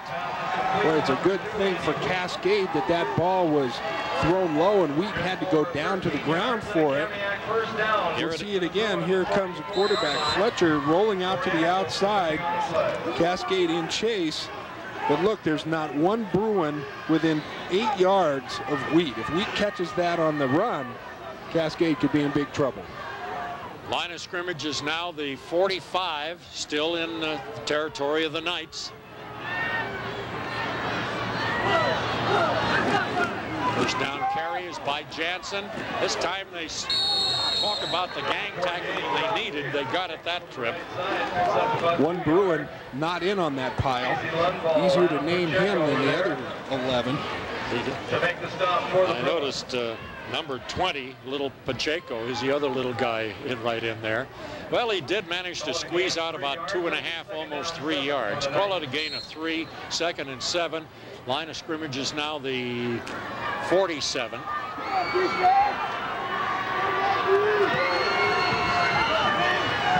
Wideouts to either side and a man in the slot. The one remaining back is the fullback, Jansen.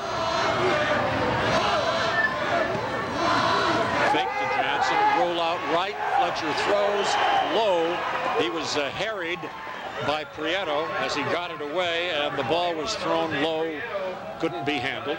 Prieto coming from the backside, no one blocked him, he came free. Just couldn't get there quite early enough to make the sack, but was there on the back of the quarterback, Fletcher, quick enough to make Fletcher throw that ball short. Another big pivotal play here, 3rd down and 7 at the Knights' 47-yard line. Trips left. Quick out. Pass is caught. Nice running by Jansen, and he may have the first down. He's right at the forward yardstick. Good play call. Excellent job by the other 2 wideouts who are out there in that trip set. Again, we talked about that earlier. That's almost like a short screen pass. You've already got 3 receivers out there. You drop one back, get him the ball. The other 2 go right away and start blocking. Cascade there with that one corner on that side and then the outside linebacker. If the blockers match up, you've got some running room. Knows the ball just short of the Cascade 45. 1st and 10.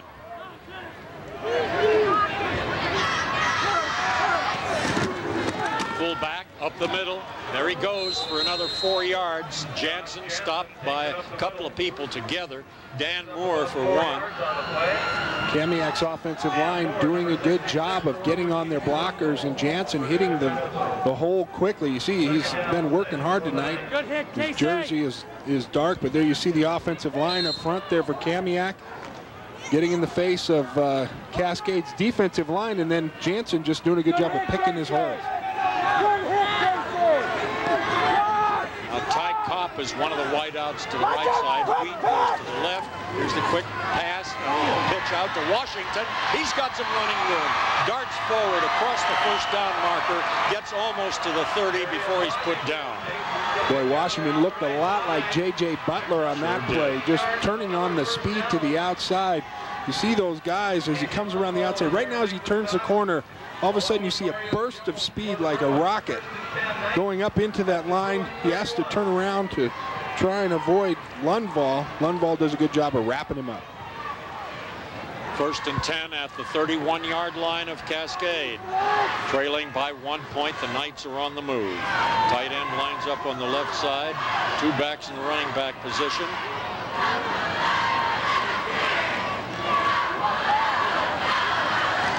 And off fullback. Up the middle he goes, breaking tackles, gets through for a gain of about 7, maybe 8 yards inside the 25. It's a tough drive. They're doing a nice job of it. Boy, a lot of time used up on this drive as well. Only a little bit under 3 minutes left in this quarter. Cascade took up some time on their drive, but Kamiak mounting an excellent drive, coming back, using the run and the passes equally as well. Getting close to getting in that red zone where you want to come away with some points. 2nd and 2 at the 23-yard line. Washington lines up at left half. And there's a keeper by the quarterback that goes nowhere. Might have been dumped for a loss. There you see 21 Prieto getting up, and he's submarining underneath is number 64 of Cascade, Kelly Olson, 190-pound junior. Looked like a broken play on that run. Fletcher turning around, looking like he wanted to hand off to someone. Didn't quite look smooth enough. Then trying to turn around and go up the hole. Usually what you tell a quarterback is if the guy misses a handoff, you just run where he was supposed to, but there was nothing there. 3rd down, 2.5 to go.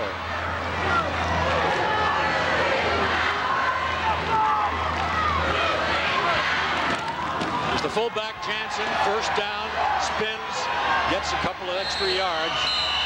Actually, Cascade did a pretty good job of hanging on to him there. He didn't get a big gain, but they didn't need very much to get the first. And they mark his forward progress just a shade inside the 20-yard line. So they keep the drive going, 1st and 10. And the clock also keeps going with 1 minute and 27 seconds to play. Now the clock is signaled to go in motion again.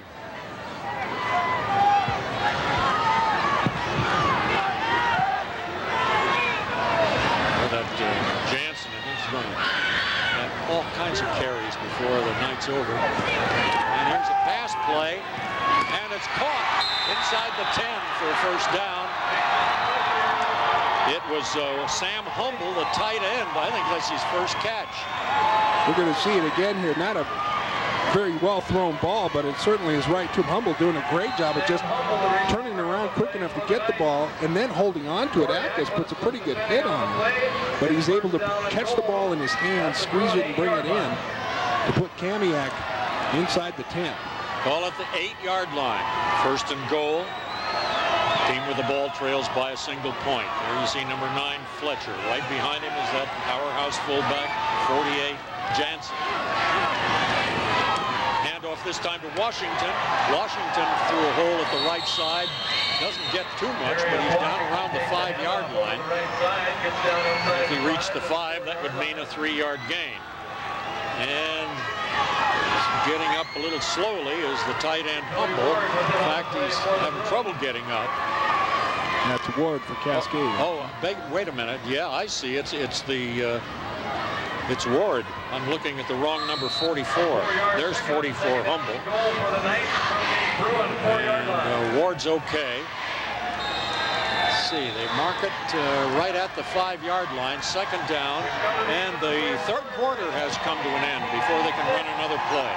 So it's an even ball game between 2 undefeateds, and what do we got? Well, look, you can see Kamiak. They're holding up 4 fingers. They're claiming that the 4th quarter is theirs. Looking forward to it.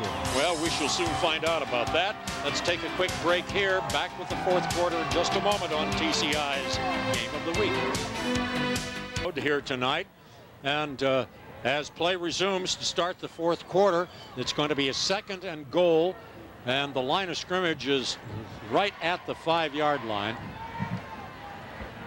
Excellent ball game so far. Relying on Jansen. Kamiak is 19 carries for 136 yards, and I have a feeling he's not done.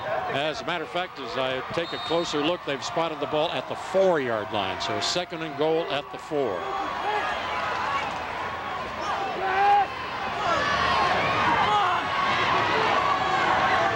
Fletcher trying to perhaps change the play at the line of scrimmage. Gives off to Washington. Washington struggling for yardage, and he didn't get very far at all. They stopped him right at the line of scrimmage. It'll be 3rd down. Remember, they certainly are in field goal range, and they have a choice of kickers. So let's see what happens in this play, because that's kind of getting ahead of myself. Lundball in on that stop. Casey Lundball has really had a good game so far tonight. We've called his name a lot. He's plugged the holes up there for Cascade. Still, they're not able to slow down the fullback, Jansen. Well, here's a timeout being called, and this is by the team with the ball, the Kamiak Knights, who go off to the sideline to talk with their head coach, Tim Meade. He, like the school, 4 years old in the job. Of course, the tape was played back on the following Tuesday. Okay, ready to resume play. Big 3rd down play here, 3rd and goal at the 4-yard line. Fletcher has just 1 running back behind him, and that's Jansen. And he's going to pass. Touchdown. It's to Walter. That's the 2nd touchdown pass he's caught. Well executed. And they now lead by 19-14. Wonder if they're going to go for 2, Kurt. I think they should. 2 points here. This is that would at least mean that Cascade would have to tie.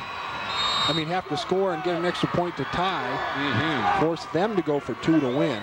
Well, but they've got to get those, get that extra point back that they missed in the 1st quarter. And getting 2 isn't always that easy. Well, they go into their double wide on each side. And Jansen, the remaining back, and back to pass is Fletcher. As the defender falls down, he throws to the end zone. He's got it. 2-point conversion. It's to Walter again. Well, he's been the key receiver tonight. 2 touchdowns and now a key extra point, 2 extra point grab, making it 21-14. As you say, Kurt, Cascade, even if they score, would need the extra point kick to be successful just to get the tie. Well, we're going to take a look at the touchdown again. This was to Walter. Good protection up front by Kamiak. 2 guys close, bumping into each other for Cascade, but leaving Walter wide open in the corner. And we talked about him having a bit of accuracy problem earlier, but that one was right there, and it was like a bullet.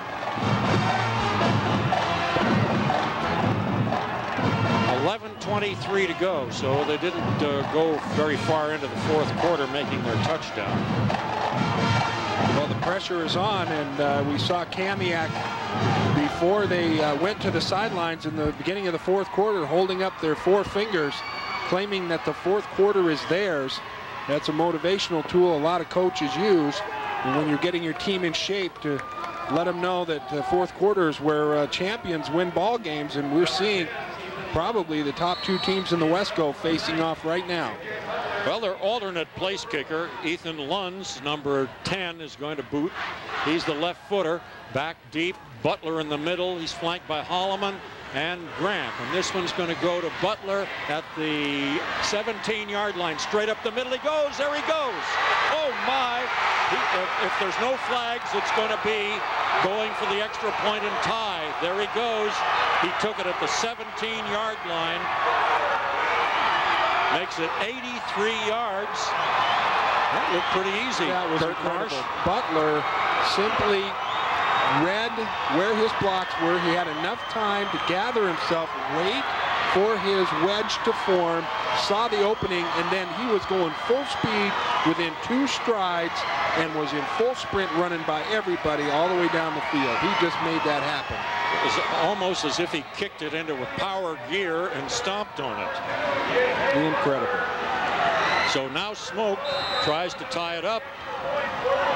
Terry decides not to try for the 2-pointer to go ahead. It's a little early for that. Smoke's been very accurate. Ball's placed down, and it's very good. And here we go again with a tie game at 21 all. Most interesting. We're not going to see that again, but I'll tell you what, that was just an incredible individual effort. Well, I can't say that. It was pretty good blocking up front by the Bruins. They got that wedge formed, but it looked like people didn't even have a chance to get their bodies on anyone to block because J.J. Butler shifted it into 5th gear within 2 strides and was gone. Well, he's been quite a force tonight when he's had a chance to carry the ball, which has not been that often. It also didn't take him many seconds to put a score on the board. Well, wow. you know, it's almost, it's like it's not fair. Kamiak, you know, puts together a drive where they eat up almost an entire quarter. Everyone gets exhausted, and they put some points on the board. Cascade comes back with Butler. But that's what you expect from great players, is those big plays when you need them the most. You look to those guys to pull you out, and that time Butler rose to the occasion. There was 12 seconds of clock time from the time he touched the ball on receiving the kickoff until the clock was stopped when he entered the end zone. Okay, Smoke kicks off. Got the usual people back there. Walter and Washington. And this is going to Walter at the 10. There again is that crisscross, and he does give it to Washington. Washington avoids a couple of tacklers, tries to reverse. Whammo, down he goes with Prieto coming in to put the final lick on him after he was held in an upright position. Well, this ball game was everything everyone hoped it would be. We had 2 teams coming in at 5-0. The question was, is Kamiak for real? Well, they answered that question in the first half, and now we're seeing a battle of 2 great teams with a lot of pride, not willing to give up. Both of these are very competitive, well-coached teams fighting it out for virtually what is probably the West Coast Championship right here. They line up in the I formation. Jansen forward of Washington. It's given off to Washington. Down he goes. Somebody submarined in there and really got him. That was Pacheco. Well, submarine, yeah, he doesn't have to be crouching too low to do that. He's one of those 2 powerful little guys, Pacheco and Prieto, who dominate in there. There's a loss of 1 on the play. Back to the 19-yard line. So 2nd and 11 coming here. As they move out of the huddle, got wideouts to either side. 1 remaining back, and that's Washington this time. And the quick toss to Washington, and again he's stopped. He doesn't get back to the line of scrimmage.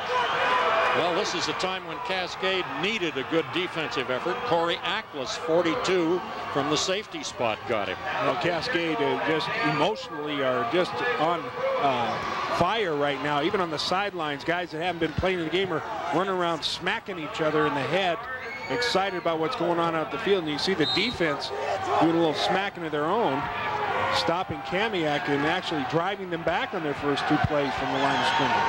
3rd down and 12 to go. See if they can hold him in. Fletcher, roll out right, run or pass, looking for somebody, being hemmed in, throws way down the field. It's a jump ball, and he almost caught it. Oh. Ty Cobb, I believe that was 21. Yeah, it was Ty Cobb. And that was, like I say, a high pass, alley-oop, jump ball. Well, we're going to see here the rollout right by Fletcher. Fletcher is being hounded a little bit here by Prieto, number 21. He's got 4 blockers out front. Prieto working hard to try and get it. But then Fletcher lets it go. Gaffney does a good job. It's like a wounded duck up there of not using his hands to push off on Kopp. Kopp and Gaffney were down there, and Gaffney was able to keep his hands in, break that play up. Well, here's Butler hoping to get his hands on the ball, but it's a low bouncing kick, and he should stay away from it, and wisely he does. And Cascade gets great position to start the possession at the 47-yard line. It's only a 30-yard punt with, of course, no return. Boy, it just goes to show you what emotion can do in the game of football. Kamiak, in just 12 seconds of one play, Kamiak had the momentum. Cascade has that big return. All of a sudden, Cascade's on top. 1st and 10 at the Knights' 47-yard line. Ward powering his way over the left side, gets 3, maybe 4 yards to about the 43. And now, well, the clock isn't that much of a factor right now, but it's 9 minutes to play in the game. 21 all is the score. Right now, all the pressure is on that Kamiak defense. They first play, start of the drive was inside their own 50. Their backs are against the wall. 2nd down and a long 6 to go. Snell moves to the right side. Strength is to that side with the wing back there as well. Here's a handoff to Butler. Butler picking his way, and he slips and falls as he made his cut, but he got his first down. Gain of about 8 yards on the play. That'll set up first down at the 37. This is that play we see Butler doing so much. It's that student body right to the outside. Bissell, great job of blocking. And then Butler tries to cut back. You see him slip there. Kopp is waiting for him. But Butler, seeing that cutback, wanting to get to that green grass on the left side. Wing back right is Holloman. Snell going to that strong side again. Up the middle, Ward, nowhere. Gets back to the line of scrimmage with 2nd effort. Kamiak plugging it up there. They had both linebackers walk up on the line of scrimmage. Reed comes in and stunts to his left, runs right into the hole Ward was going into, able to stop him. No gain. There to make the stop. 2nd down 10 for the Bruins. 2nd and 10 at the 37. Actually, he lost about a foot. He entirely accurate. That's Butler as the wing. Snell goes to the opposite side. Carrying the ball, Holloman gets away from one tackler, breaks into the secondary, got his first down, crosses the 25 to about the 22 with Harancic, Eric Harancic, one of the cornerbacks making the stop. He wears number 26. Holloman coming all the way across the backfield. Here he comes. He's going to hurdle over a couple of outstretched hands. Right there is one. He runs right through another tackler, turns on the speed. Good blocking downfield there by J.J. Butler. You see Gaffney down there trying to block a little bit. Big game. Back to the live action here. 1st and 10. And call it the 23-yard line. This time the tight end goes to the left side. Pass play by Pugmire. And he's down for a big loss, tremendous loss.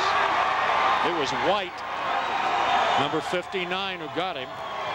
That's not White, it's White, W-I-G-H-T. Pugmire showing some frustration, talking to Ward there, asking him who was supposed to block that guy. Pugmire actually had an opportunity to get rid of that ball. You'd like to see him try and find somewhere to throw it if there's not an open receiver just in the area to not take that huge loss. This looks like a 9-yard loss. He got 2nd down and 19 to go here. That's a big one to overcome. And there's another loss as Ward was not able to bit frustrated, turning away and throwing the ball down. Cascade cannot afford to get frustrated and start asking questions of themselves. They've got to stay together and focused. This is a time when a real test for them to see if they can pull together when they need to the most. Boy, 3rd down and 19 to go, almost 20. Have to come up with a big one here.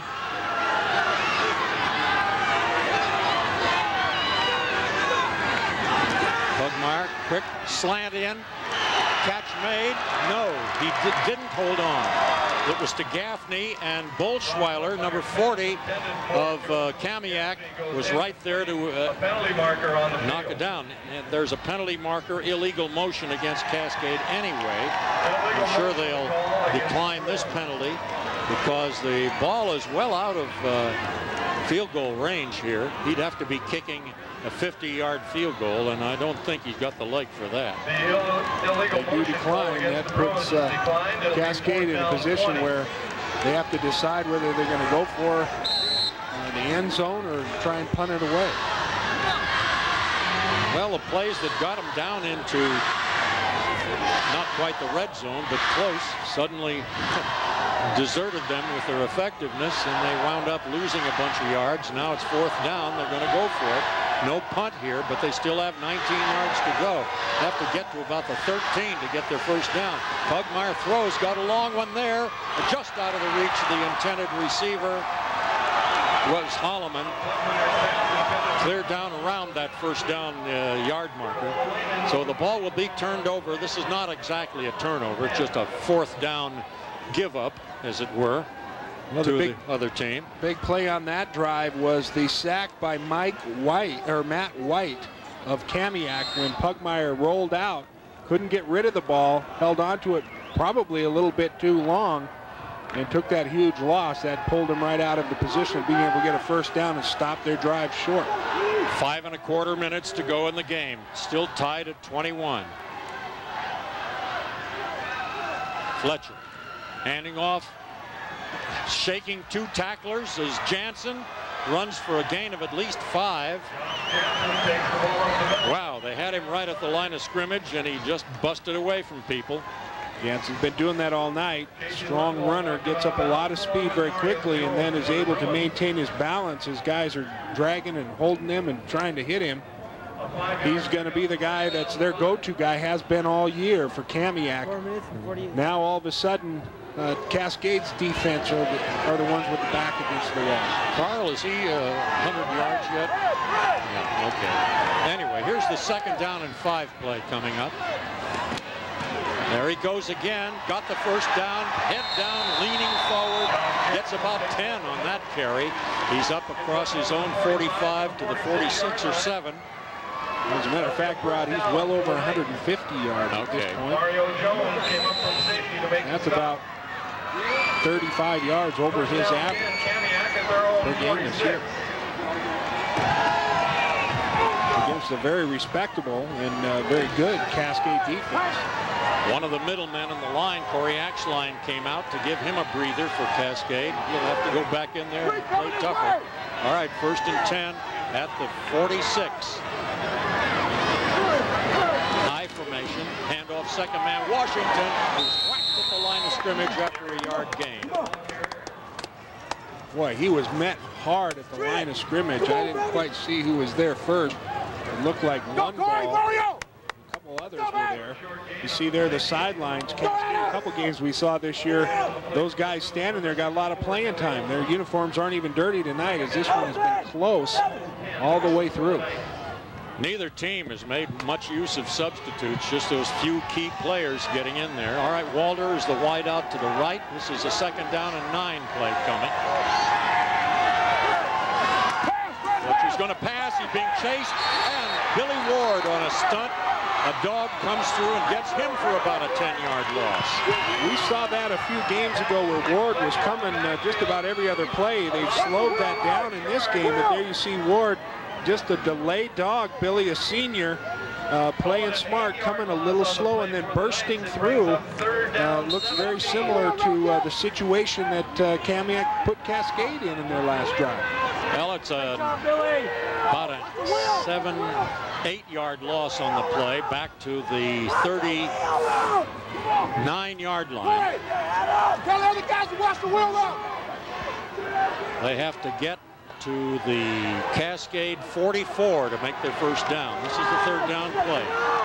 Wideouts, 2 of them to either side. Straight drop back by Fletcher. Throws a home run ball, and it's knocked away. Great play by, who was that? Well, it's a number 24, and we don't have a number 24 in our roster, because that used to be the one that Holloman wore, but he changed it. Well, anyway, whoever knocked it down did a good job, and Butler goes back to see what he can do at returning a punt. He hasn't been able to return many punts because they've been short and bouncing around. High snap, Fletcher gets it away. Is Butler, well, he's going to let it bounce out of bounds. Cascade, with 2 minutes and 20 seconds to play in the game, will have position at the 35-yard line or thereabouts to start their drive. Well, I doubt if after that kickoff return they're even wanting to get it close to Butler, as we see the brain trust of Cascade's coaching staff there on the sideline. Terry Ennis, establishing himself as a great high school football coach, has had 15 ex-assistants go on to head coaching jobs in his career. That just means he's a good teacher. Tim Grant is a wide out to the left side. There goes Snell resetting, and resetting as a wing back is Butler. Here's the quick toss. Carrying the ball is Butler. Gets a block, cuts in. There he goes for the first down at the 50. Got about 13 or 14 on the play. Clock stops while they reset the first down marker sticks. Boy, excellent job by Eric Dinwiddie. Just an offensive lineman's dream. The guard pulls out, actually left tackle pulls out, and right in front of his own bench has an opportunity to pancake a guy and spring Butler for a big game. Right at the 50, there goes Snell to the right side. Side the wing back is on, and they give it a double reverse, carrying the ball from that wing back spot for a gain of about 4. It's Holloman on the carry that trip, number 6. A 4-yard pickup. Blocking on the inside, they do that double reverse handoff, a lot of different motion in the middle, and then to throw another wrench in the works, they do trap blocking up front, and that really makes it hard for Kamiak to read any keys. Well, can they get close enough for Smoke to try a field goal? A field goal successful would win it. There's that slant play again. Butler trying to pick a hole, and the tackler stays right with him, throws him for a 2-yard loss. Well, that's one time too many that Butler tried to cut back. Sometimes it's just as good to just keep it going to the outside, but he's been so successful cutting it back. That time Reed was standing there waiting for him, maintaining good position there in the middle of that line for Kamiak. He's one of the inside linebackers. He's been in on a lot of plays. All right, we're under a minute to play now. Third down and almost 8. Flag, long pass, incomplete. Meant for Holloman. Well, whatever, it's going to be 4th down unless the penalty changes it. Bolschweiler was quite well staying with Holloman on that one, and besides the pass was not there. I thought I saw somebody move on the Cascade team. Yeah, illegal motion is the call, right? So it's up to Kamiak to decide whether they want the play to stand or take the penalty. I think they just let it go, make them kick. Time to play, 41 seconds. Well, Kurt, always a possibility of that overtime formula. It always confuses me. Other possibility is a fake. Got one in their game tonight. Oh, why? Well, Ward is the punter. He's back there. And Walter, who's been a good one tonight, is the receiver. High snap, but plenty of time to get the kick away. Pretty nice kick. It's going to bounce inside the 15, inside the 10, down at about the 9.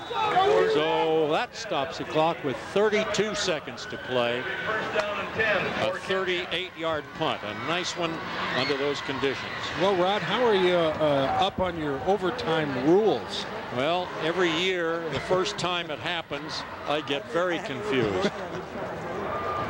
Well, then, great. That makes two of us. It'll be the blind leading the blind. I know that whoever scores first wins. Maybe one of your sons over here has got a better handle on it. Yeah, whoever scores first wins. But they get a chance to match. Okay, Fletcher waits. Hands off. Jansen gets short yardage, 2 or 3 yards. And that may be their plan, is to play it completely safe and take their chances with overtime rather than give up the ball in some kind of a long effort here. 14, 13, 12. And making no effort to get up there to the line of scrimmage. Cascade is not going to stop the clock. You people on the production end just prepare for a little more tape to be used up on tonight's game. We're going overtime, folks, because the clock is at all zeros, and we have a score like you see on the screen. 21 all. Quite a ball game, as befits the way these two teams have played. A first down at the 15. So here's the crisscross toss, and carrying the ball is Jansen, and he didn't get too far. He got 2 yards, and that's about it. I beg your pardon, that was Walter carrying from a wingback spot. Thank you, Carl. The uniforms are getting so dirty, I hate to make an excuse for myself, but that was Walter rather than number 48, the workhorse fullback Jansen. Well, we talked about a little bit, Rod, as they were setting up to do this, that Jansen is going to be tough from 25 yards in. They give him the ball a few times. He's tough to stop up the middle. Now he's the only remaining back, as they've got 2 wideouts to either side. This is 2nd down and 8.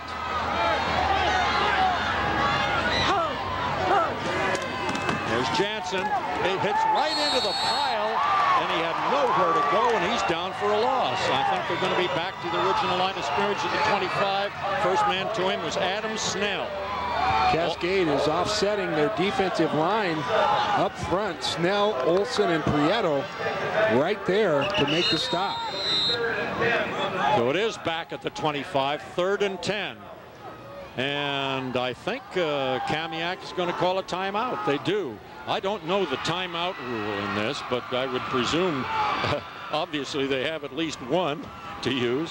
What were the total yards in regulation, Kurt? Well, Kamiak had 251 total yards.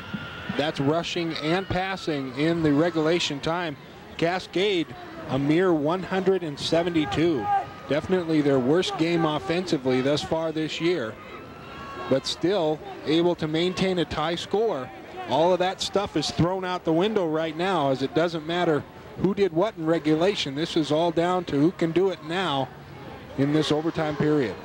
Well, Cascade has played 2 excellent downs on defense, a 2-yard gain and then a 2-yard loss. So normally with 3rd and long, you expect a pass play. We'll see. As you said, Rod, if Kamiak does not get a first down or a score on this play, Cascade gets the ball on the 25-yard line, and they get some chances to take a whack at it. If they score, that will be the win in the ballgame. Okay, double slot. Slot and a wide out to either side. And back to pass, straight back, throws under pressure, throws behind the receiver. And let's see, that was Walter, the kind of the favorite target tonight. The idea was fine, but the pass was a little behind the player, and it's going to be 4th down. Now they could try a long field goal, but again, they're going to call a timeout to talk over this critical play. Well, it looks like they're obviously get at least 2 timeouts, maybe 3. There's one thing sure, there's going to be no punting in this overtime formula. And I don't know what kind of foot they have for a kicker, but definitely good job so far, Cascade defensively. That last play, Walter had a step on the defender. Then Cascade got a little help that time from Fletcher, throwing the ball a little bit behind Walter to set up this 4th down. Hello, there's the Cascade rooting section. cheerleaders lined up in front. They kind of probably got all their fingers crossed for this 4th down play. And from the time they're taking, I would presume, Kurt, that they are not coming out in any field goal formation, because they would know right away. It's a little late to teach how to line up for a field goal at this point. Okay, you've got Wheat and Walter to the right side. They're the only wideouts. 2 running backs in position, Washington and Jansen. 4th and 10, roll out right. The pass is a catch. A catch just before he went out of bounds. It was Wheat, took it at the 12-yard line. Number 2. Excellent protection, good job. Roll out right, buys the quarterback some time. You'll see it here, and he's got plenty of it. Gets the ball up in the air, and there is Wheat. He bobbled the ball a little bit out of bounds. That's a questionable call there. But he did dig his toes in to get him in bounds before he bounced out of bounds. All right, here's the 1st and 10 at the 12.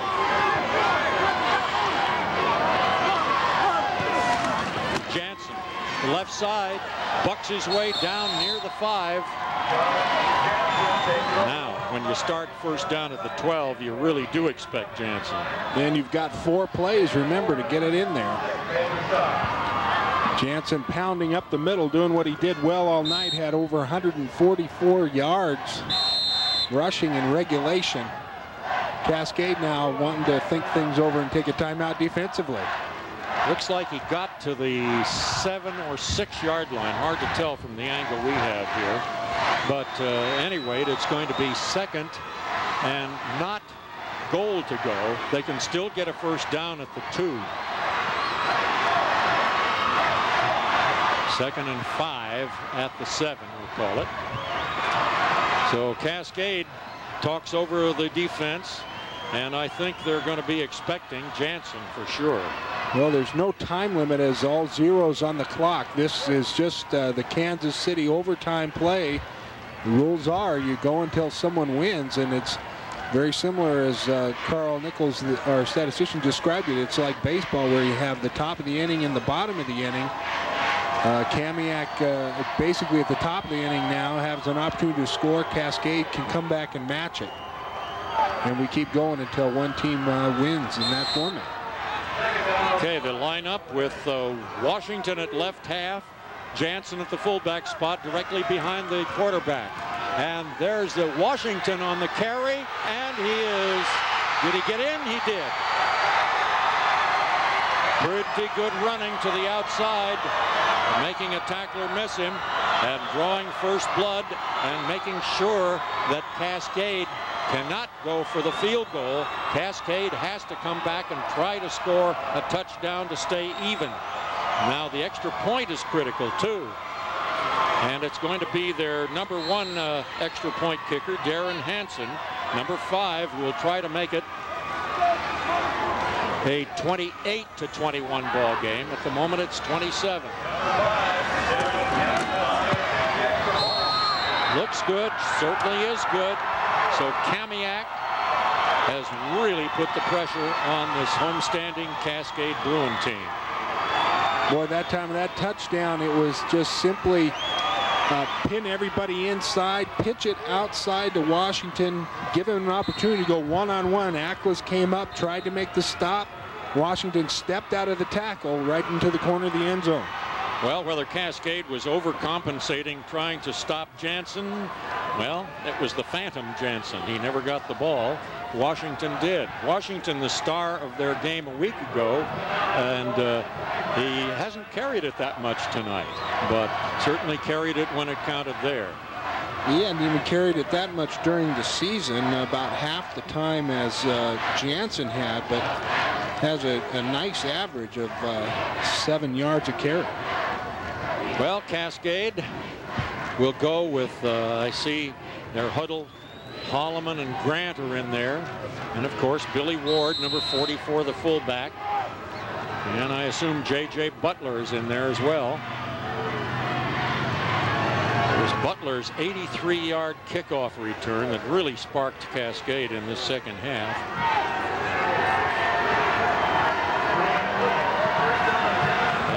as they would say in tennis, advantage Kamiak right now. The split man left is Grant.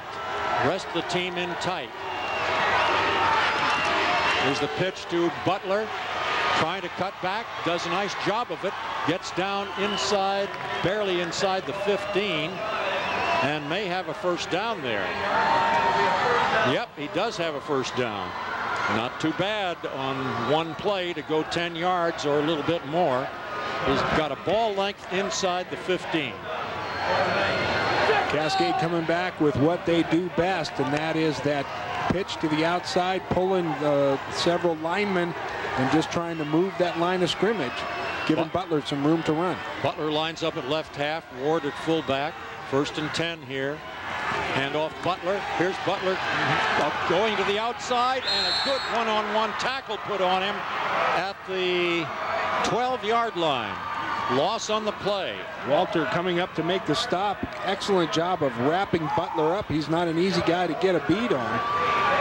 Well, Walter's been a key man for the Knights all night long. Here's a 2nd down and almost 8 yards to go for their first down here. They're at the 12.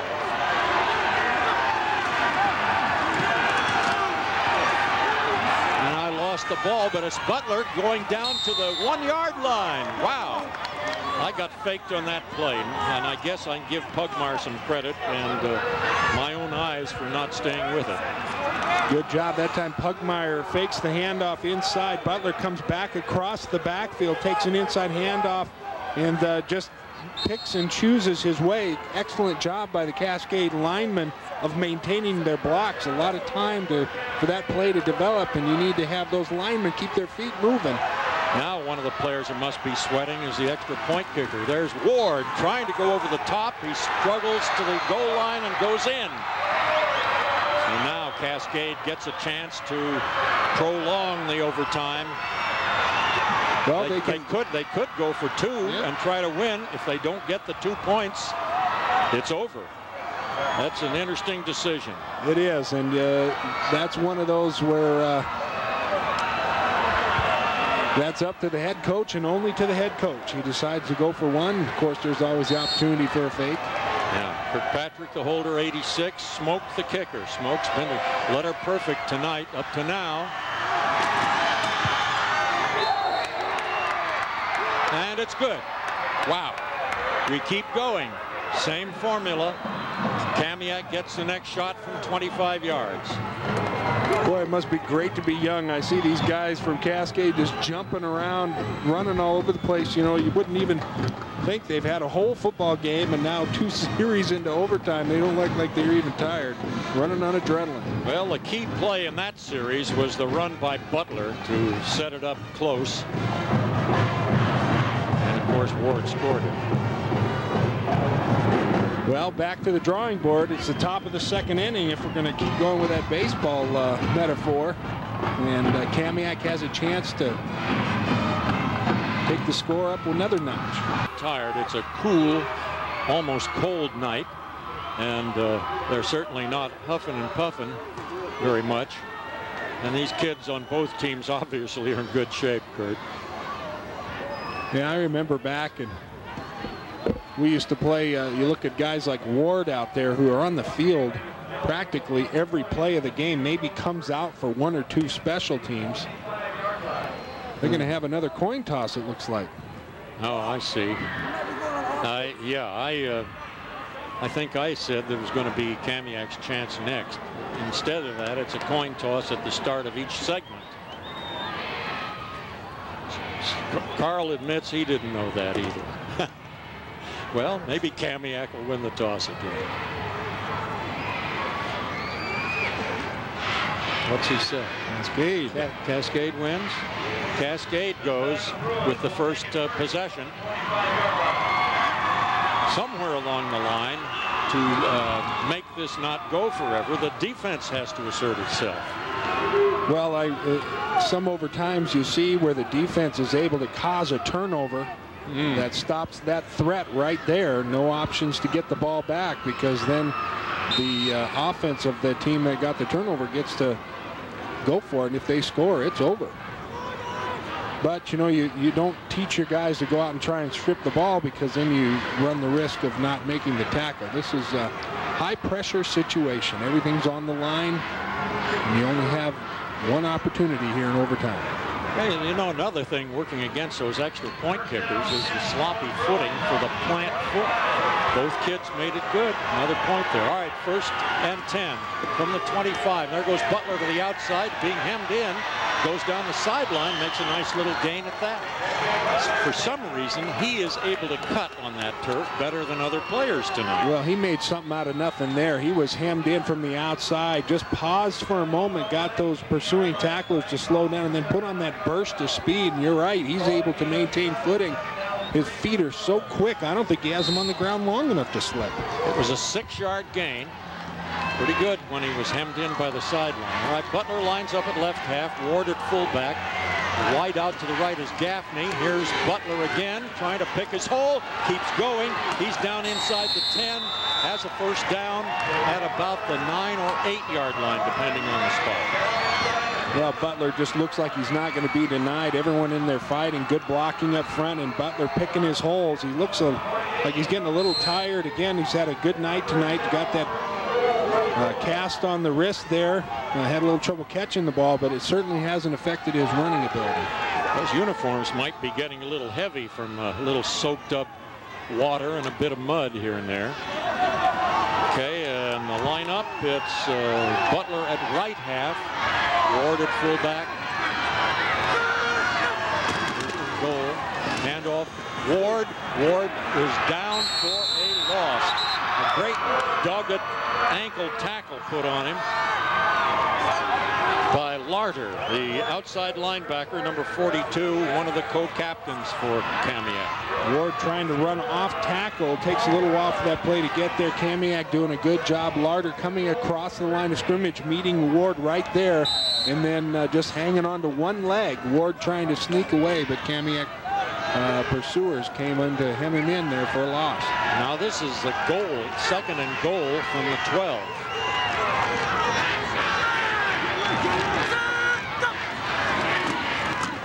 There goes Butler trying to make his cut. They rally to the point of attack, the tacklers do, and they stop him for a short gain. Remember, this is the 4-down zone. It's going to be 3rd coming, and they cannot make a first down. It's either into the end zone or nothing, or a possible 3-point kick. Well, there you go. That's the question. If Cascade does not get into the end zone on this play, do they kick the field goal or try for the touchdown? Some very interesting coaching decisions. Well, let's see what happens here.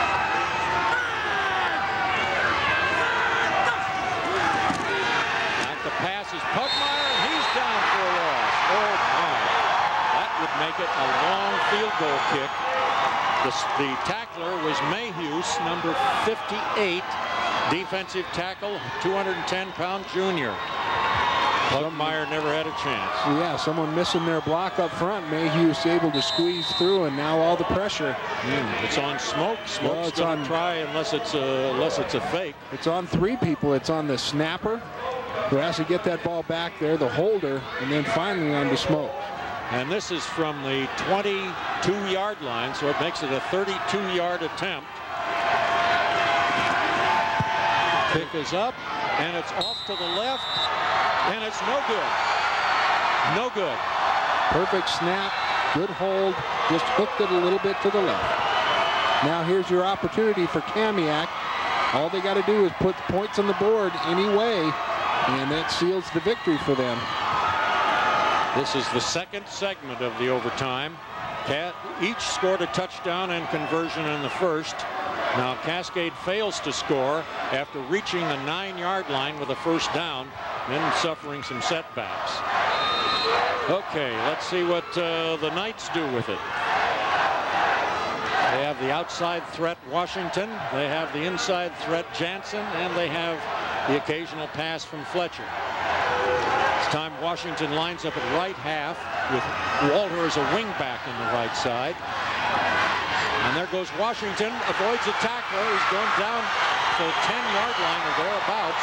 I know he's got a first down. I have to see where they spot it. It's right about the 10. That was about the same play they scored on before.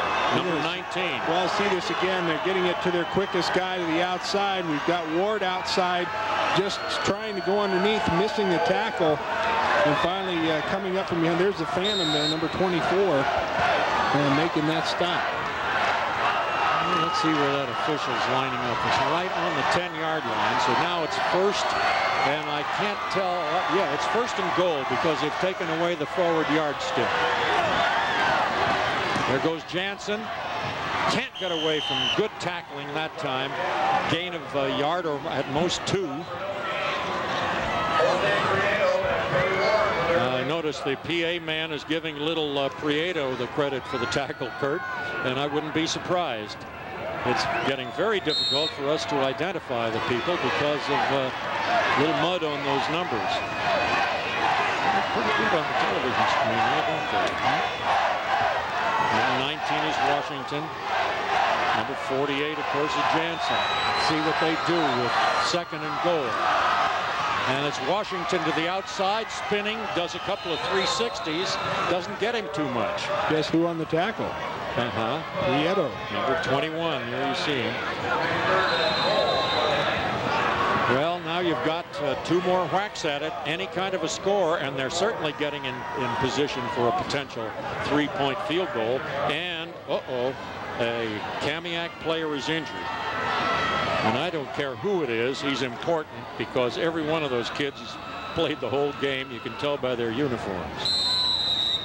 But maybe Washington. Well, the thing about that is once the officials call timeout, that player has to go out for a play, whether or not he's able to regain. Maybe he's just got the wind knocked out of him, but he's still got to go off the field as Cascade calls a timeout to talk this over. Well, there's no clock involved in these overtime sessions. They just go till somebody has at least 4 downs, neither scores or doesn't.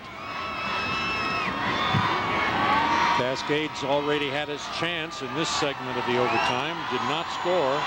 And there you see the player going off. Yeah, it is Washington who carried the ball. There's number 63 at Cascade, Eric Dinwiddie, who's been a fine blocker tonight. Well, you talk about even if they're tired, they're looking like they're getting a little tired out there now. It's this is the real test. These are the situations that you train for, you practice for.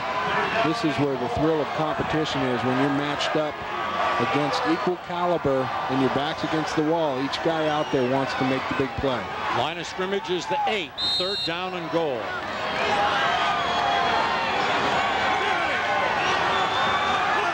Fletcher. Gives off, and there's a fumble on the play. Fumble. Cascade recovers. That was Washington, who came back in and carried the ball, slipped, number 1, and as he slipped, he lost the ball, and Cascade recovered it. Whew. Well, one more coin toss. We're in the 3rd inning.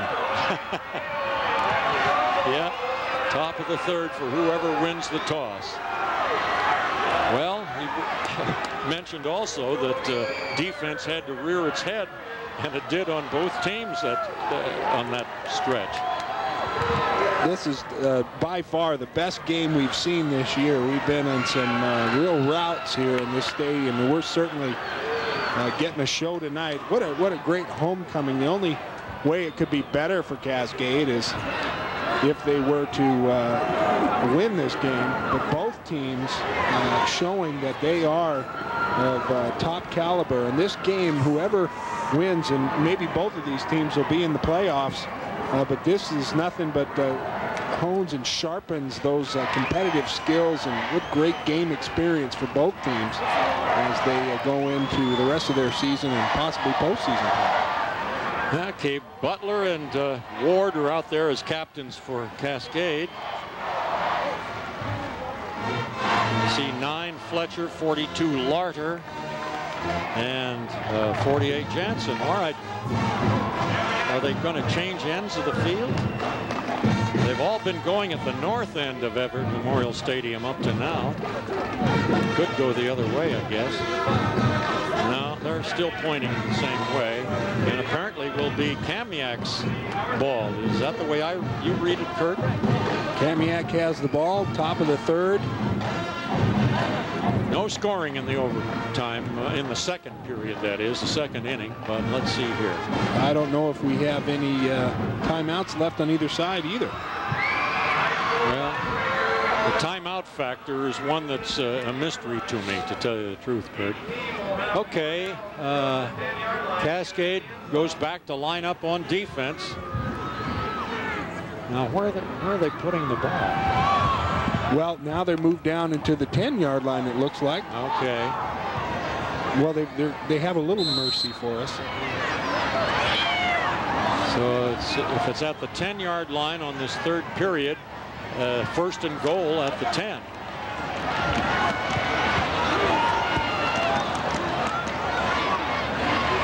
Well, you know, there are those that think in this educational system that it's not too good for high school players to play long games. That's one of the reasons they have 12-minute quarters instead of 15. This is a long game tonight. Okay, here comes the Knights out with the lone running back behind the quarterback is Jansen. Two split men to either side. Back to pass on first down into the end zone, a fade route.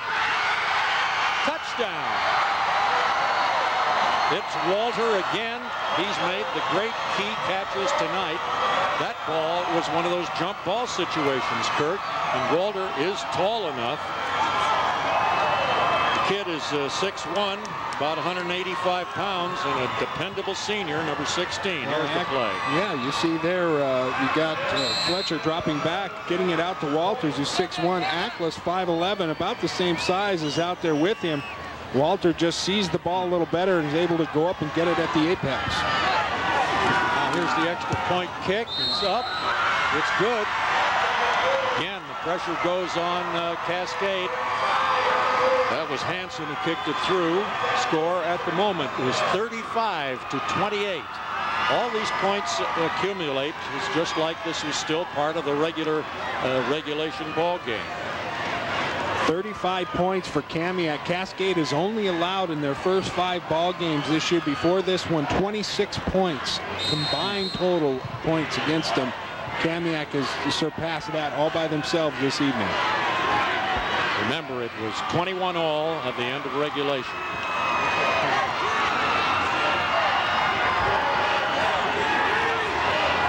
Okay, Cascade gets the ball at the 10-yard line. First and goal. No first down possible.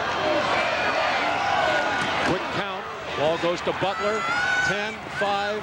Run out of bounds at about the 2 or maybe the 3. They strung it out, but Butler still had enough drive and enough ability to move upfield to get it close. Where are they going to mark that ball? It's probably right at the 2.5. Looks about halfway between the 5 and the goal. And there's a player down. Let's see. Is this a Kamiak player? Sure is. Oh, number 58. That's Mayhews, 210-pound junior. Well, good for him. He's up on his feet, and as you say, has to go off to the sidelines for a play. Mayhews has had a pretty good ball game, making some big plays. One of them a quarterback sack in one of the overtime periods. Again, a quick count. Ward struggles, dives for the goal line. He's over. Now the extra point kick becomes all important again. This will match it if it's made and send it into the 4th inning. This is why Chris Smoke is, needs to keep his chin up after missing that field goal. You never know when you're going to need him again. He has a chance to redeem himself here. Able to put it through to send us into one more period of overtime. Well, Smoke probably has a pretty good future as a kicker. Here's a timeout being taken by Cascade. to make sure they set up right for this extra point, I guess. Smoke is a junior, so he will be back next year. He's about 6 feet, 155 pounds. Not the biggest kid in the world, but he's been a very accurate kicker all season long, really. I don't know. I don't know whether I'm just impatient or I just feel like I could count on motivating my guys to put the ball in, but I would be very tempted to go for 2 in a situation like this. I wonder if they have a fake off the extra point kick in their book. Not many teams do. Well, it's hard in high school just to execute an extra point, much less a fake. Yeah. It's difficult. You've got that snap and a couple other things. So. But plus the holder in this case is not the quarterback. He's a special teams holder. That's number, well, let's see. They're going for it. Oh my goodness, they are going for 2. Whew. That is some coaching decision. This is for the win or the loss on this play. Wow. A scrimmage play from the 3-yard line. So let's see, Ward is the remaining back, and they give it to Ward. He didn't make it. He didn't make it. He got to the 1-yard line and was held. A quick count, they ran it off, and there you see him getting the pat on the helmet from his tight end Snell. It's not his fault he didn't get in. The blocking was not there. What do you see out there, Kurt? Well, the fans from the Kamiak side are emptying onto the field and just swarming the Kamiak players. If somebody didn't think this was a huge game for Kamiak and Cascade players are still on the field. I saw one throw his helmet, and boy, this is not like a mid-season game. Terry Ennis is out in the middle of the ball field all by himself, looking around, just kind of watching the mayhem go on. Okay, well, there you see it. We're going to take a quick break here and be right back with the final recap on tonight's action. Stay with us.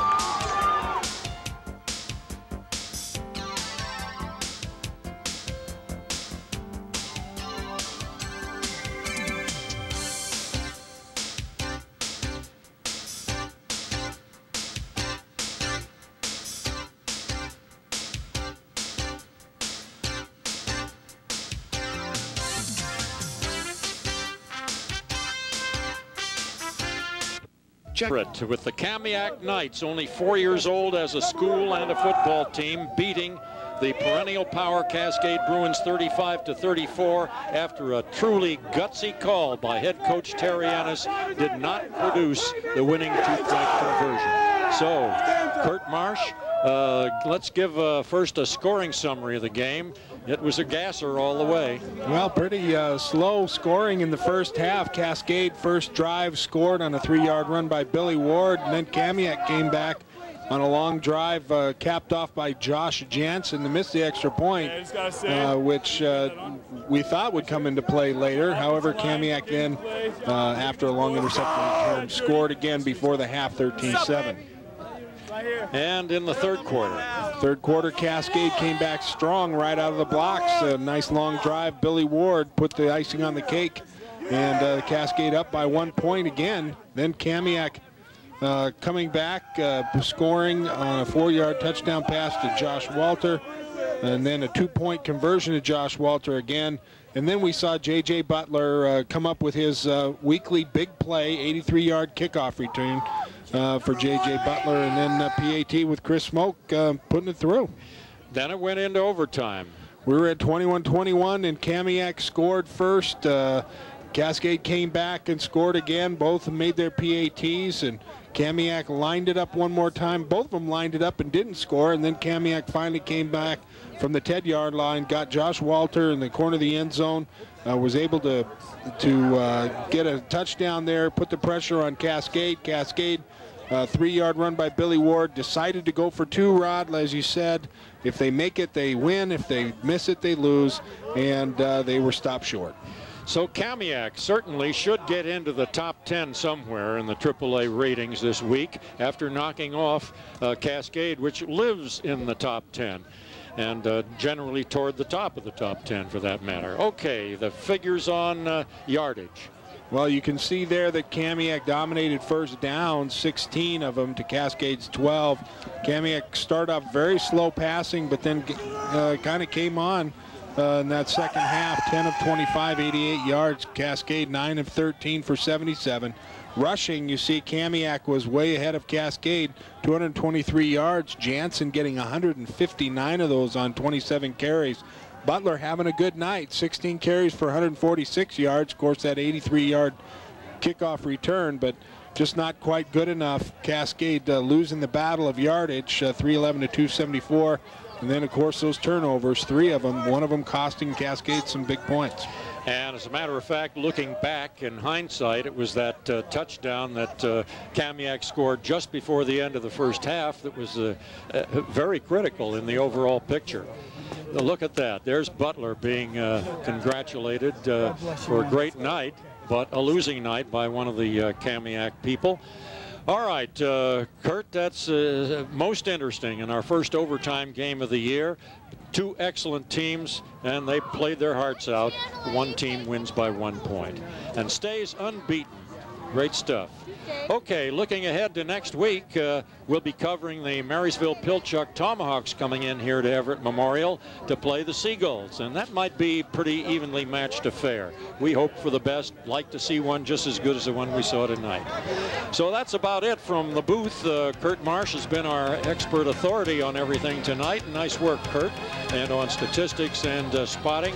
We've had Carl Nichols, of course, back with us after recovering from an injury. And I'm Rod Belcher saying good night for all the TCI crew on TCI's Game of the Week.